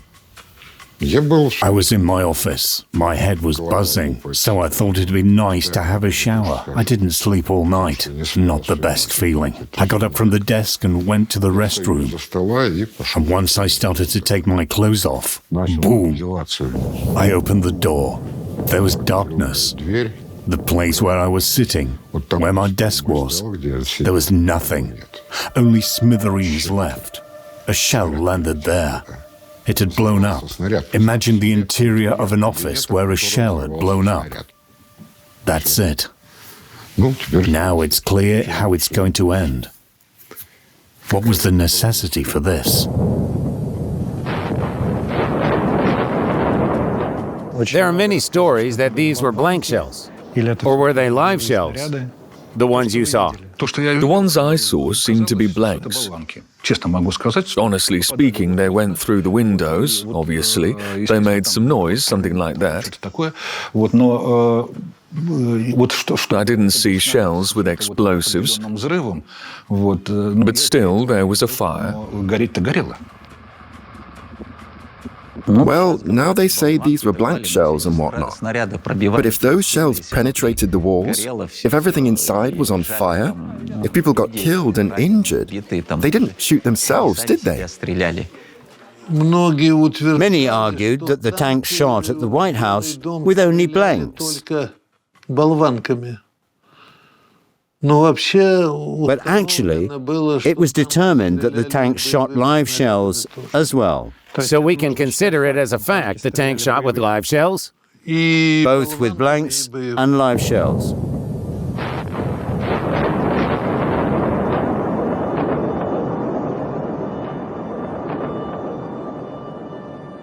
They shot the upper floors of the building.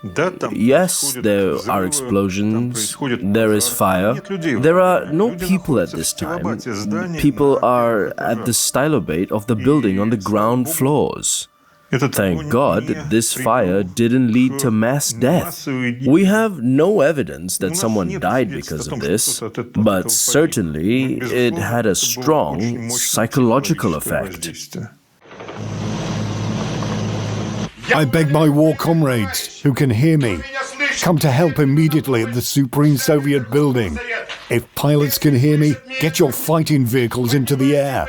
This gang is holed up in the Kremlin and in the Ministry of Internal Affairs and are managing things from in there. Why did you call for pilots to get their fighting vehicles into the air and bomb the Kremlin? What else could I do? How was I supposed to save people? People were dying. I saw them dying before my eyes. What could I do? Surrender. Surrender to whom? Who proposed a surrender? There was no offer to surrender. There was no offer at all. You know, it's unacceptable to surrender in such situation. Doing this, you give up on your future. You're a traitor if you decide to surrender. Even when I was in Afghanistan, I was taken captive, not because I surrendered. Here, you can touch it, the hole in my skull. I survived because the shrapnel hit flat, not the other way. My comrade, Nikolai Pavlov, even said this: Sergei Nikolaevich, you were in Afghanistan. Tell me, if a shell flies over and blows up, what should we do? I said, if a shell blows up, you should wait until the dust settles. He said, what if this dust turns out to be us? I said, well, there'll be no questions then. You were laying on the floor as well? Of course, I was. The shelling was really heavy.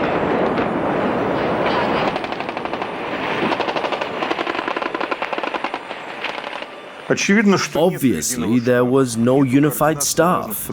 There was no coordination of the different divisions which came into Moscow. There was no single frequency on which one could coordinate the actions of those units. That is what led to friendly fire and deaths of dozens of security officers on October 4th. Those tanks which shot the upper floors of the White House didn't establish communications on a single frequency. Obviously, it was some chaos. First panicky chaos and paralysis, then the chaos of those who were scared of their own fear. What's known about those tanks and those tankmen? Were they ordinary military personnel, or was it a task force? On one hand, they were quite ordinary military men from the Narofominsk garrison. On the other hand, if we talk about the small civil war of October 3rd and 4th, as part of a larger series of events, a series of wars, which took place in Russia, those military men yet have another role to play. Zhukov and Kryukov were members of the tank crews. Afterwards, their names would be among the tankmen taken captive in Grozny on November the 26th, 1994, when the tankmen on 40 tanks hired by the Federal Counterintelligence Service in the garrisons near Moscow to depict the Chechen opposition had to overthrow Dzhokhar Dudayev. Я бы хотел, конечно, передать привет всем своим родным, чтобы они не волновались. Я живой теперь у своих, нормально все. So, the words that tanks drove into Grozny in 1994 from the streets of Moscow in 1993 are not just a figure of speech. Some more personal memories. On the morning of October 4, I was right here in the Moskovsky Novosti newspaper building. At the radio station I was working at, I could hear the tank volleys perfectly well. The windows were shaking. My main memory was that we were all watching CNN, which was broadcasting live. Another shot from the cannon tank into the front of the Russian White House. By the way, this TV station was at the height of its fame at those days. There was a lot of talk about it in professional community later on. There was even a conspiracy theory that CNN had known beforehand that the White House was going to be shelled. That's why they set up their cameras in the right spots. Well, I think they did prepare beforehand for some events which might take place, but it's just that they had their office on Kutuzovsky Prospect just across from the White House. I'm Eileen O'Connor in Moscow. How did you manage to broadcast the storming of the White House live? We were originally in the White House, and we had a microwave unit on the roof. We were reporting live. Actually would have remained, but for the night before the storming, my cameraman and I were approached by sort of someone who had been in the military, an older guy, and he had a weapon, and he pointed the weapon at me and said, "I want to go live on CNN right now." I think he was slightly inebriated, but it was a moment where we suddenly realized this is a Russian conflict. We're Americans. We're not part of the story. We need to be observers of the story. So we decided in the end that we could effectively cover the story from the outside. We have a bureau.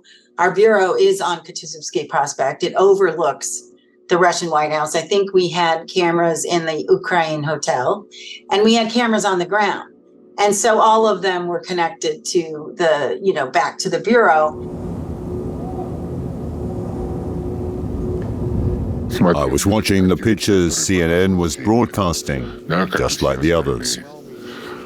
Of course, there was information about a bunch of bystanders who gathered there. They could be seen. It could be seen they were hit. There were a lot of casualties among them. Armored personnel carriers opened fire on tents. On the campfires, people were sitting around.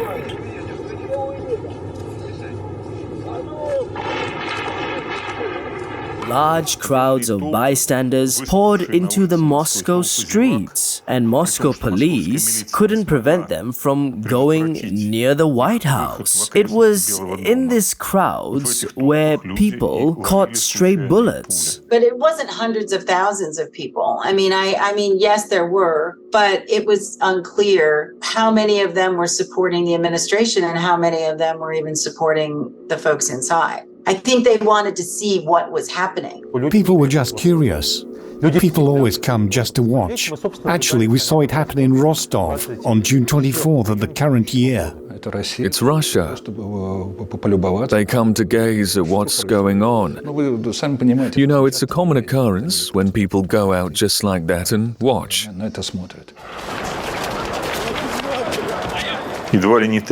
Nearly a third of all victims were bystanders who didn't intend to become part of those events, who hoped to just be observers. As for bystanders, my biggest memory of that morning is that the city, outside of the spot where actually a civil war had been unfolding, lived a normal life. People discussed what's happening, obviously, but it was Monday. The offices opened up, people came to work, the metro and the shops were open. The vast majority of people whom I saw around that day didn't care at all what was going on. Many people worried, but not to the extent to become really nervous. For example, as I remember, my parents were living in a dacha down the Minsk highway to the west of the city at the time. That Monday morning, they were going to go into the city. I could see that the road might lead them to the White House. I remember I said on the air that one should not go into the city on Kutuzovsky Prospect if one drives from the west of Moscow. I was thinking about everyday stuff. I didn't have the feeling that I was witnessing a momentous moment in the history of Russia. Though I suppose we can understand now that when you face a historical event, it might be difficult to grasp the importance of it at this very moment.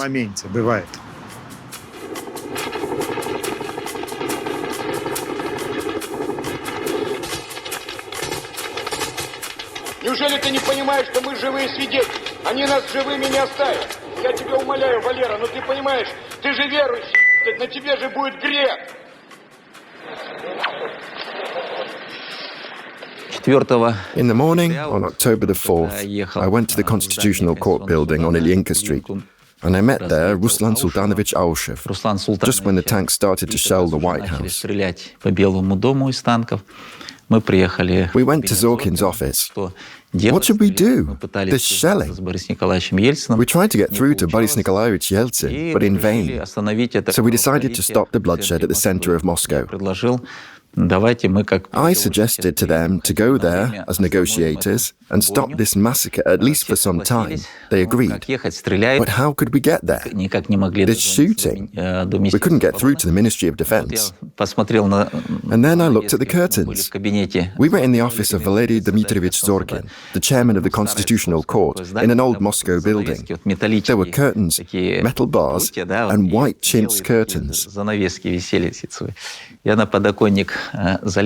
I climbed onto the windowsill and pulled the curtain off. Ruslan Khasbulatov said, "What the heck are you doing?"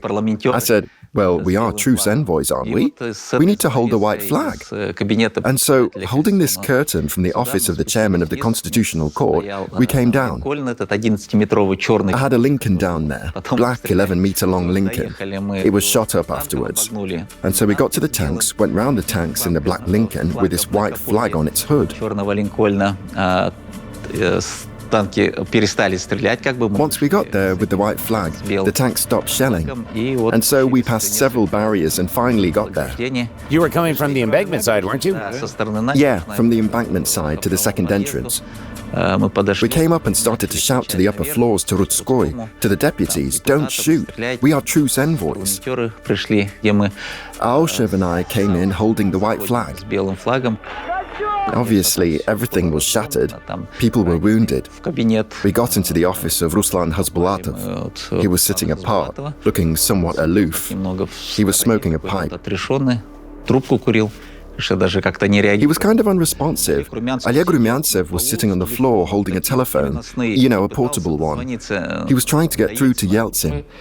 We saw what was going on around the White House, shooting at live targets. Several people were killed before my very eyes. The brigades literally smelling of blood, running and finishing people off. He managed to get through to Oleg Lobov, the secretary of the Security Council. He told him, "Oleg Ivanovich, some fellows have come. Here they are, Kirsan, Ruslan, the presidents of the republics. Don't shoot. Tell them not to shoot." And Lobov told him, leave the building."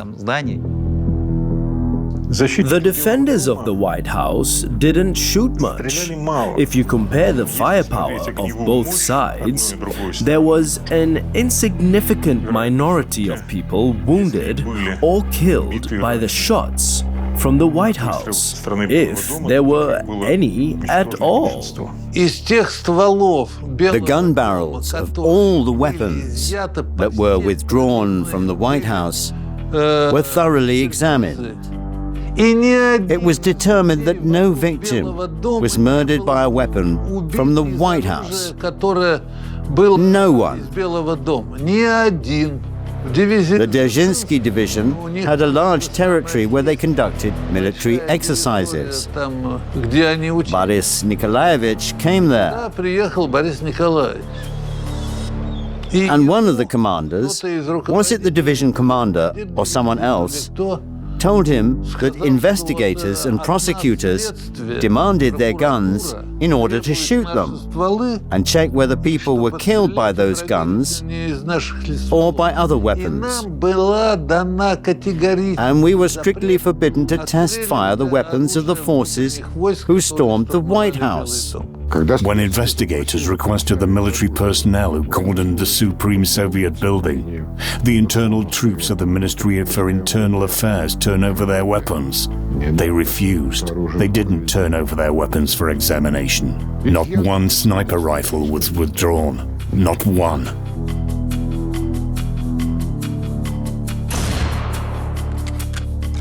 There was talk about snipers.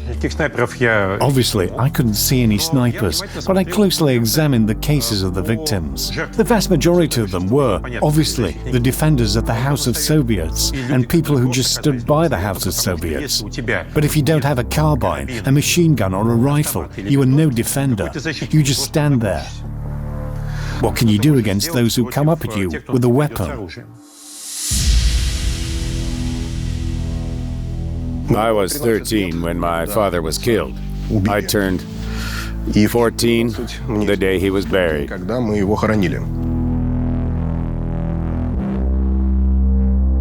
When it became known that the Patriarch was going to conduct a prayer service in front of the Virgin of Vladimir icon in Yelokhovo Cathedral in Moscow to resolve the confrontation of the Parliament and the President about the infamous decree number 1400, my father decided he must get footage. He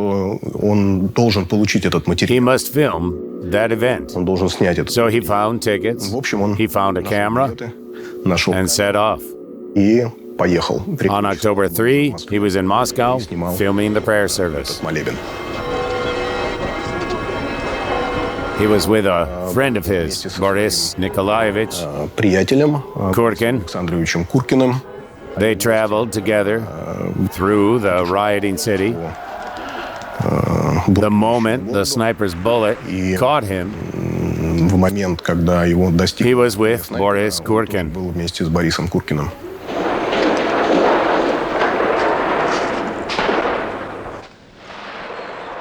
Basically, my father filmed his own death. He put an exclamation mark on this point to his destiny on the earth.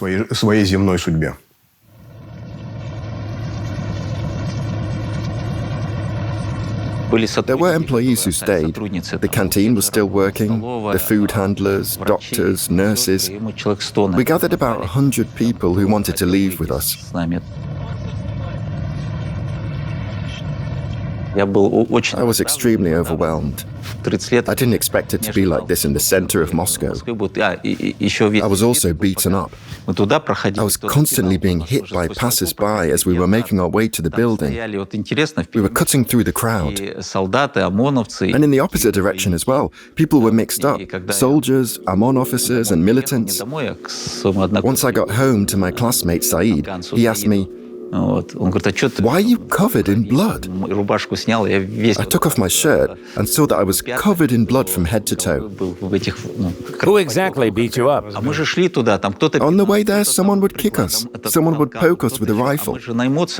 On top of that, we were on edge. It all looked strange. October the 4th, the sun's shining brightly, the tanks shooting straight into the Parliament building.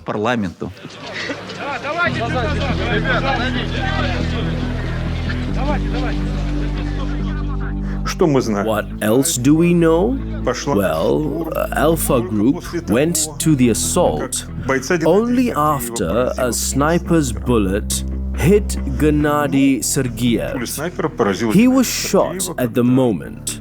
When the special forces driving the internal troops' vehicles were deployed right in front of the White House, that's when they began to spray the target with fire. Sergeyev was indeed killed with a rifle, but from what kind of weapon? Everyone there had basic military training. Besides rifles, these bullets are the ones used in PK machine guns. St. Petersburg OMON fighters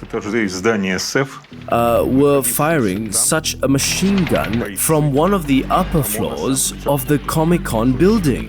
They were unable to communicate on a common frequency. They were shooting at the vehicles where the Alpha fighters were.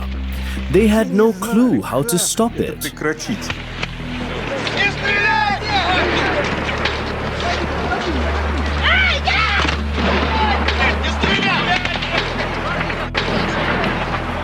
The shooting ceased when the officer with call sign 110 was sent with a walkie-talkie into the building to establish communication.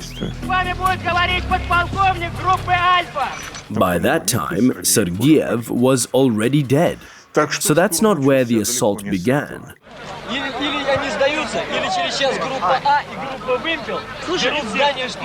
As people remember, back in 1991, Alpha was extremely reluctant to participate in the events. However, they still carried out the order, except that they were trying to look like the first-tier soldiers, as they fully realized the complexity of the state of affairs. When sweeping the building, they negotiated with the heads of the parliament, with the insurgents, or rebels if you will, and then as they cracked open room after room, they were trying to look reserved. I was at Khasbulatov's and Rutskoy's office when the chief negotiator, an Alpha officer, was introduced to us and said, "We are ready to arrange the extraction of all the defenders, so that you all drive home. We're taking this on our shoulders, but you have to get out, because otherwise people will die." So the decision was made. Rutskoy insisted that those who had documents, audio and video recordings, confirming that there were no active violent actions on the part of the Supreme Soviet, should go and hide in the Indian embassy. Khasbulatov was just sitting there and looking at all of this rather phlegmatically. Everyone was calm, except Alexander Vladimirovich. He is a man of impulse, and Khasbulatov was not. He just kept silent. Then we all agreed to leave. As a Russian citizen, I assure you, I did not pull the trigger. How do you feel about the actions of the Alpha Group? How do I feel about it? They did a decent job, because both Alpha and Vimpel could have behaved differently, like those idiots in Ostankino. They went above and beyond to avoid bloodshed. They got in touch. They came to me, and I said, "No problem, guys. Come on in." "Hello, come in, please." "This is where the shot came from. Enter that hall, please. We've got the wounded out of here." And then I turned in my honorary pistol. Turned it in to the Alpha soldiers?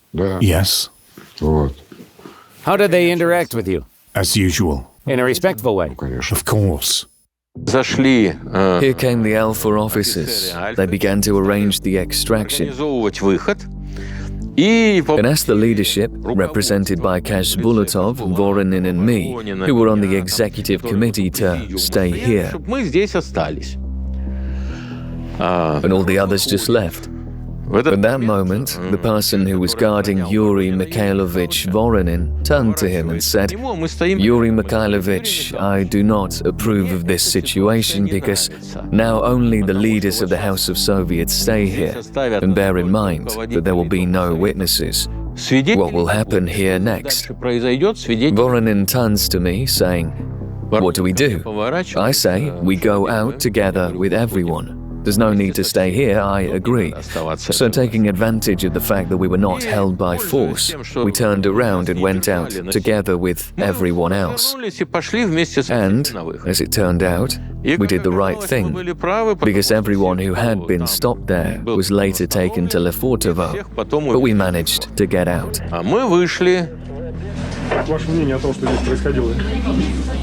It was the agony of Russian democracy that happened. Former Soviet officers see that these are deputies of the Supreme Soviet. We have no weapons. We don't offer any resistance. Yes, they put me up against the wall, they beat me, hammered with rifles.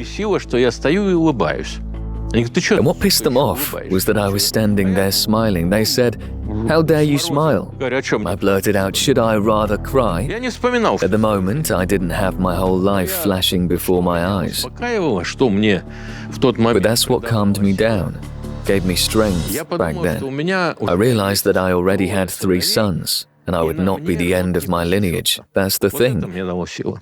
Who exactly beat you up? The officers who were ordered to eliminate me. Looks like their superior had a different idea of who is right and who is wrong, though. He ordered that I be added to the rest of the detainees.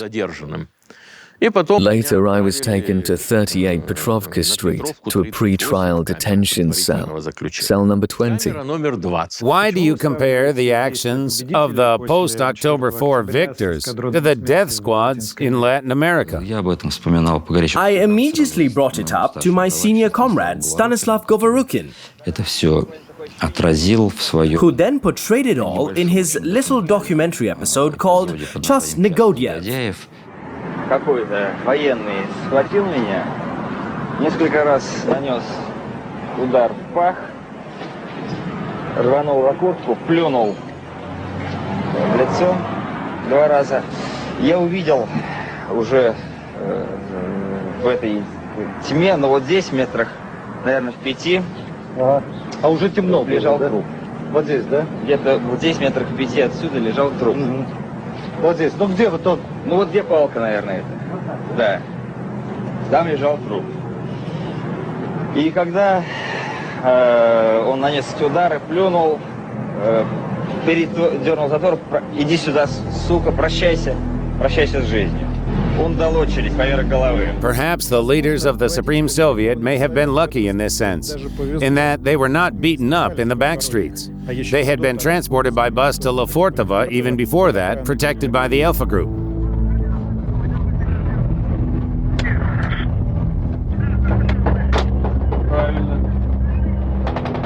The official death toll stands at 158. Would you consider that true to life? That is false. Why do you think so? I'm not the only one who thinks so, you know? Well, I find it difficult to name the exact number of witnesses who said such a thing. But more than 10 people saw corpses being loaded onto barges on the Moskva River. The whole area was blockaded for 3 days. No one was allowed in at all. They were emptying everything out of there. I met a man who was involved in loading corpses onto one of those barges. And what did he say? He said that they were following orders, and those barges left Moscow. But you didn't see it with your own eyes? No. That's why I don't believe the official figures. But no one will ever be able to say otherwise. What are the doubts about the accuracy of these figures based on? A couple of witness statements that the corpses were allegedly loaded from the White House at night onto a barge and taken away somewhere. But when you try to look into this story, it turns out that somebody saw it at night from some obscure angle, as if through binoculars. There was also evidence of body disposal in crematoriums near Moscow. The crematoriums worked non-stop for more than 2 weeks.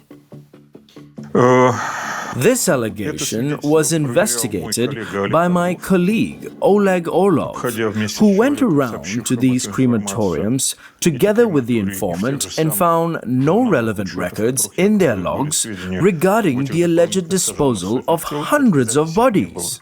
There were a lot of wounded. And I could say that a lot of the wounded were not recognized as victims.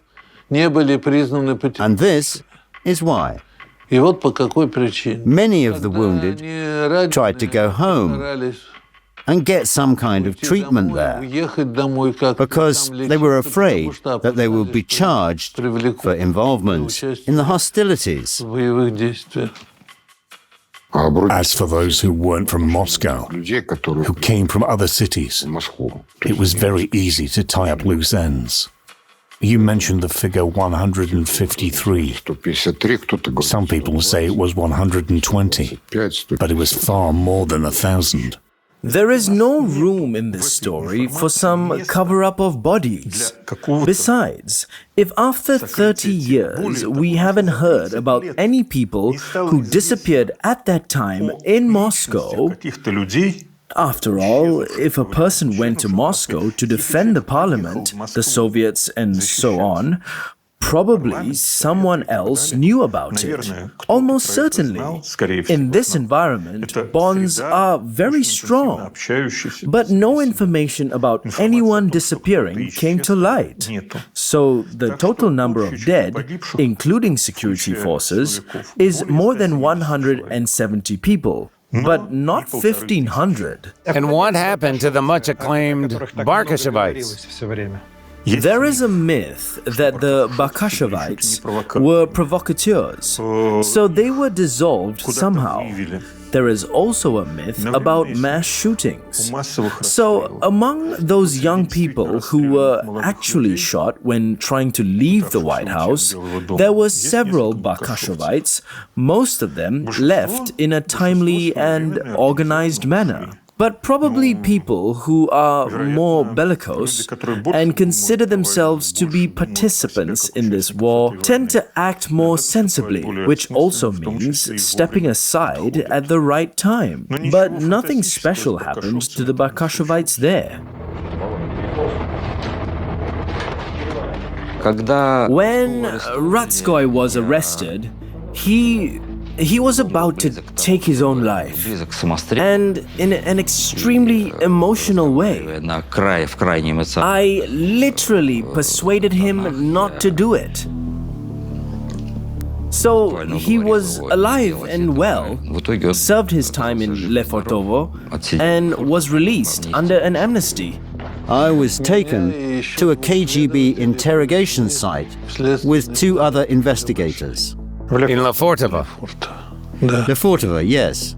The 3 of us were brought there. Then we went through the office. Khasbulatov went in first, shakily. Rutskoy followed him quite energetically. How did you spend those months in Lefortovo? You know, there is a very good library in Lefortovo. What did you read?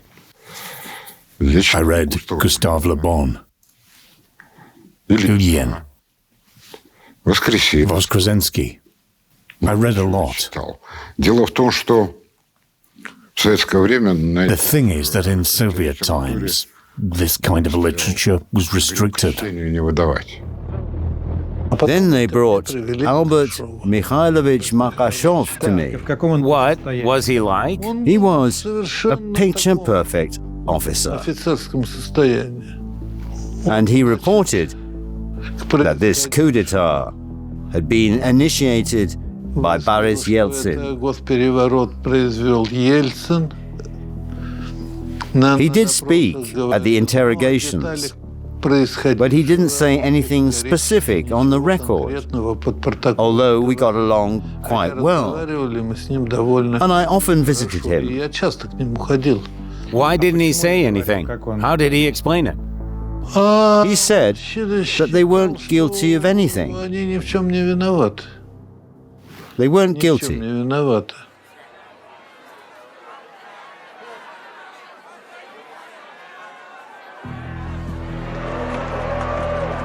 The inmates spent 4 months in Lefortovo.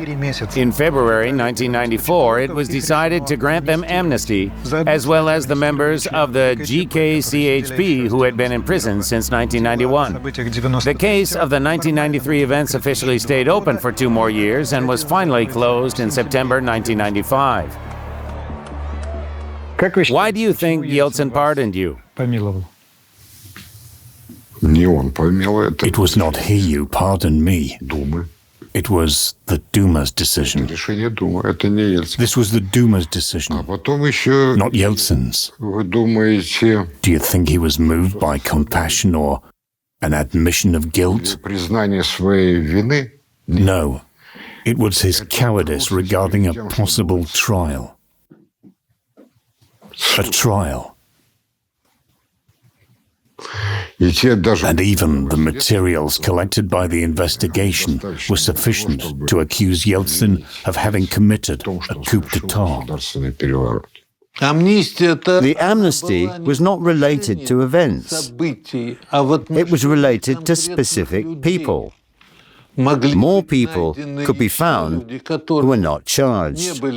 They should have been charged too, and then released under amnesty. The people who died in these events were shot by someone, right? Someone shot them, but neither amnesty nor court charges applied to them. But as far as I understand, the investigation did not determine who they were. That's right. That's what I'm talking about. That's what I'm talking about. So it seems to you that the investigation wasn't executed properly. Yes. Yes. The criminal investigation in relation to the mass riots in Moscow, which was conducted by the Prosecutor General's office, was closed in 1995 without determining any reasons or perpetrators. The second case, which is less well known and which is probably still classified, was conducted by the Chief Military Prosecutor's Office. I doubt that the materials of this case will be declassified anytime soon. As far as I know, even the Prosecutor General's office case files have been classified for 30 years, and it's only in 2023 when the classification expires. When leaving the burning White House, we didn't urge people to take up arms and resist Yeltsin's coup with weapons, but to go to the polls, though illegal, and respond to the coup with their votes. That was our position. A month and a half after the White House shooting, elections to the First State Duma took place.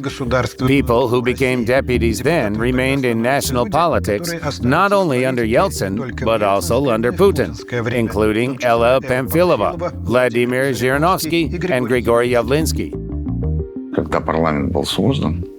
When the new parliament was created, we formed a faction. We participated in the elections and won. On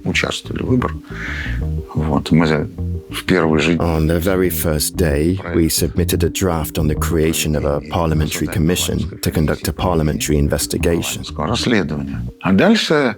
And to avoid this investigation, the presidential administration made a deal with the communists, the Zhirinovites.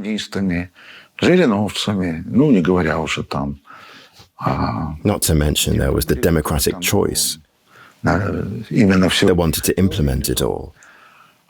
Their idea was as follows: there will be no investigation, and we'll release everyone. We were not allowed to vote, and our votes for the Russian All-People's Union went as protest votes, partly to Zhirinovsky, partly to the Democratic Party. How many times were you re-elected to the State Duma? I was a deputy of the 1st, 2nd, and 4th State Duma. 3 times. So the Yeltsin regime did not persecute you afterwards.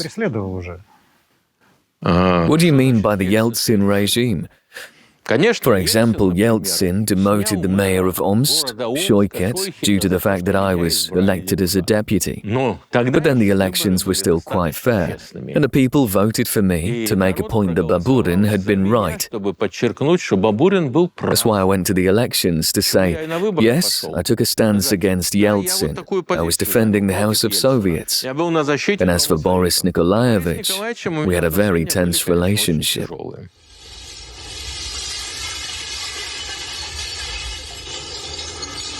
You even had some feeling of disgust, as if they had taken something so good from you and smeared it with shit, trampled on it. That's how we felt.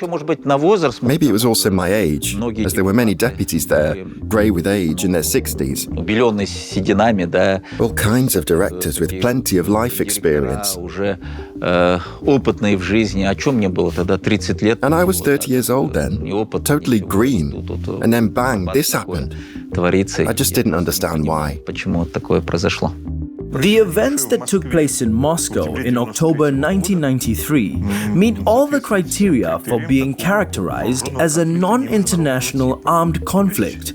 In our case, a civil war. Yes, this wasn't a large-scale armed conflict. Yes, someone will sneer at the fact that there were less than 200 killed. But probably these people never dealt with the dead and wounded themselves. And probably these people believe that all this only happens on TV. So there should be numbers with many zeros. Our approach is slightly different. We don't count people as zeros, but as ones. A very great number of the internal troops from the other side were given heroic titles and also other awards.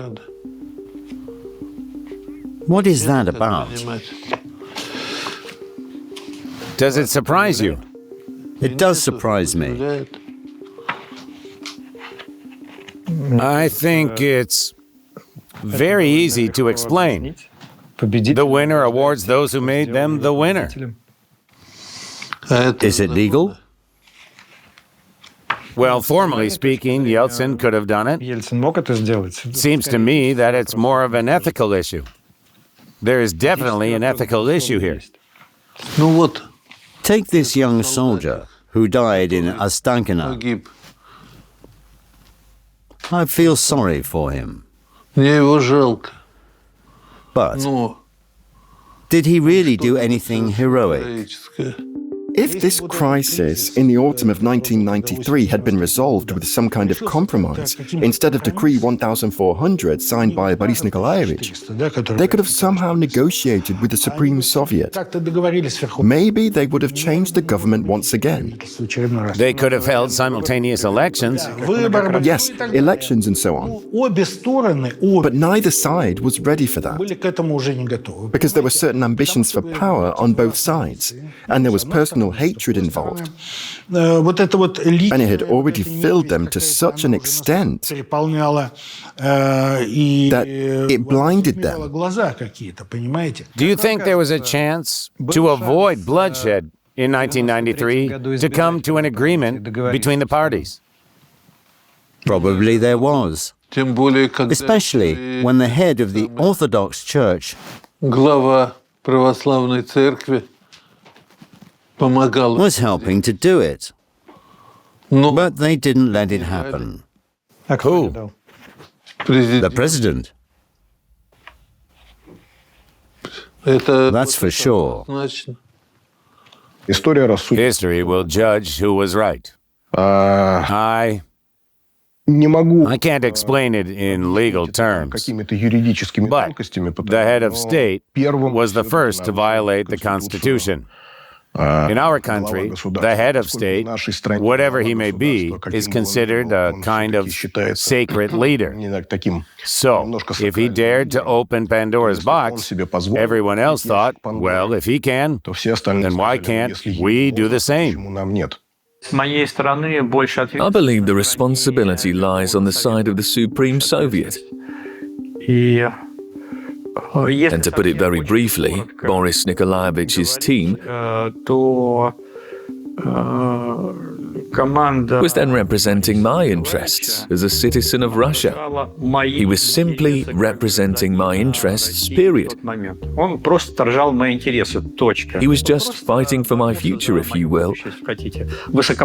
It just so happened that I was behind these tanks. That is, they were on my side, as I was supporting Boris Nikolaevich. Therefore, metaphorically speaking, these tanks went there to defend me. And no tanks could reach me from the other side, from the side of the Supreme Soviet.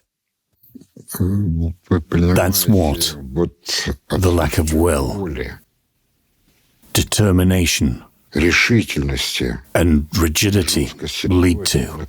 I have repeatedly told the deputies, take a stance already. What do you even want? Look what's happening to the country. If they had impeached him, this wouldn't have happened. There wouldn't have been this bloodshed. But it all happened because of their deceitfulness and contemptible behavior. What do you mean? Hypocrisy, two-facedness, serving both sides. It wouldn't have happened. It just wouldn't. But they were pushing for it. Who? The Washington Committee. Read up what Clinton said about the Supreme Soviet shooting. What? What do you mean? He supported Yeltsin and his decision. Could Yeltsin have dared to do this if he had not had the support of Kohl, Clinton, and the heads of other major states? Not for the life of him. He was too much of a coward in that regard. I think the Yeltsin regime is to blame for the bloodshed, because the thing is that they dissolving the parliament, both sides to blame. But, patience and negotiation and actually engaging in a real conversation would have enabled them to potentially resolve the thing peacefully and to listen to what the members of the parliament were trying to say. Now, after 30 years, who do you hold responsible for the bloodshed?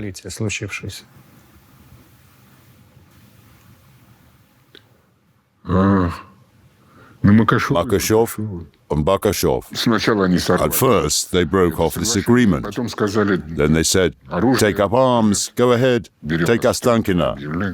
And from there, it went downhill. So you think Yeltsin was forced to act this way? Definitely. Definitely. Doesn't it seem like a very bad symbol that the president's tanks were shooting the parliament in the center of the capital? Again, there was no parliament. There was an organ of Soviet power. Parliament always comes part and parcel with the separation of powers. But it hadn't happened yet. It could have happened if they had peacefully adopted the Constitution, but they took up weapons. That is, in fact, Yeltsin was shooting at the Soviet government. Of course. And he was burying the Soviet government. And he did bury it. If he hadn't, what would have happened? We wouldn't be talking right now, for one thing. What do you mean? There were lists of those to be shot. I don't know if I was on those lists. Maybe I wasn't even there. But it's just very contagious. And when you start shooting these scumbags, you want to do it more and more. No, we all realized that we needed to go forward, not look back. We had to fix the shortcomings of socialism in regard to property as well. Besides, we couldn't return to the monopoly of the Marxism-Leninism ideology. So it's a lie that the Congress and the Supreme Soviet wanted to drag the country back to socialism. No, we wanted to lead people forward to a fair society and honest government. A parliamentary republic. We would have had a parliamentary republic since neither Rutskoy nor Khasbulatov won any enthusiasm from the people, neither from the ordinary participants of the uprising nor from the readers of opposition newspapers like Zavtra or Soviet Russia. And of course the Supreme Soviet was very polycentric in its nature, so we would have got some kind of parliamentary republic, a good one or a bad one, and in the next electoral cycle, some radical section would have been cut off. But we got the vertical, and what happened after Yeltsin is just a logical development of what happened under him.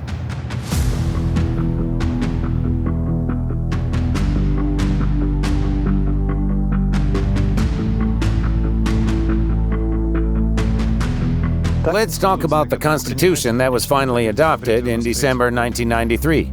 Who adopted it? They didn't call the Congress of People's Deputies.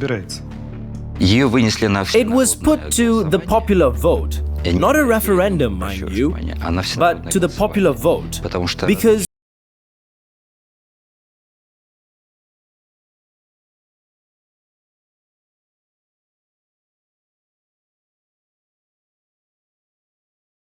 it was considered better to have the constitution adopted this way than not to have it at all. It was very important.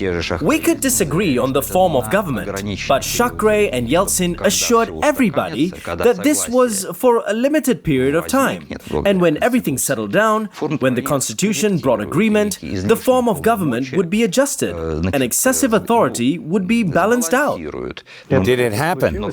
It happened only in 2020, and what happened was exactly the opposite. That is, the authority of the president has increased enormously. And actually... Do you mean the amendments to the Constitution? An amendment to the Constitution. It immensely strengthened the president's power, giving him authority to determine functions and appoint staff for all branches of government.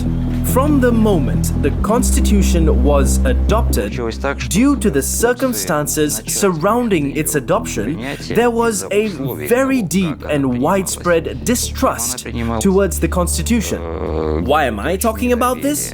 It's important because, in my opinion, constitutionalism is really not only a doctrine, but a method of reasonable organization for society, for the state, society, the people, our diverse territory, our regions. And when there are no conditions for this constitutional patriotism, the very idea of constitutionalism loses its value. It was all crumbling down. You remember that the Constitutional Court later said that it wasn't necessary to elect governors because it was politically inexpedient, right? Sheer nonsense. There it is, the Constitution, and then it was all crumbling and falling apart. So what we have today is just the echo of shots fired at the White House.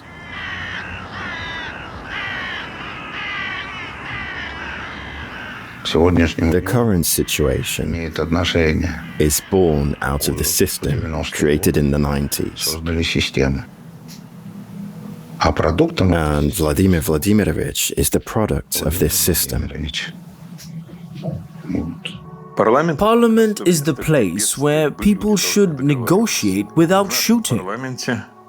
In our parliament, they have not learned to negotiate without shooting.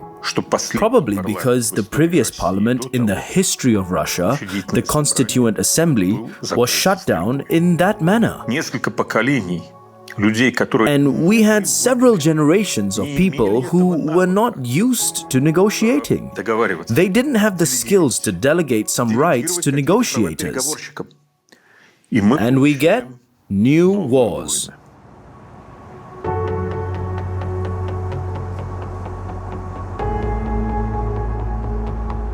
Well, friends, as usual, you draw all the conclusions on our channel yourself. To be honest, filming this episode and delving into this topic made my heart feel heavy. I must admit that my views on those events have changed, if not completely, then at least to a large extent.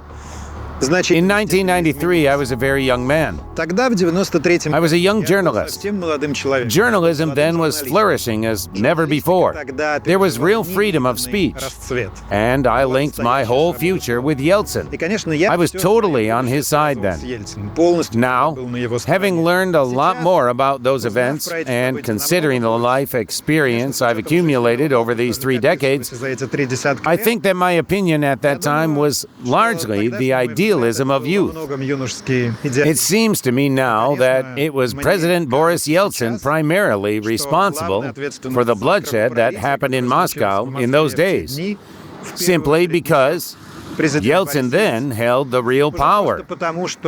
Yes, there were enough people in and around the Supreme Soviet who wouldn't mind taking up arms, who were ready to shed blood and, in case of victory, to carry out some repressions. But not all the people were like that.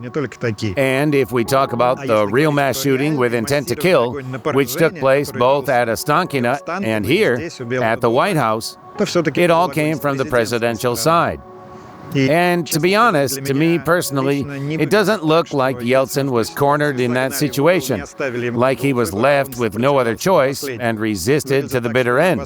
It looks like both sides were escalating and neither of them wanted to negotiate. But as I have already said, the greater responsibility always lies on the stronger side, and then the stronger side was Yeltsin.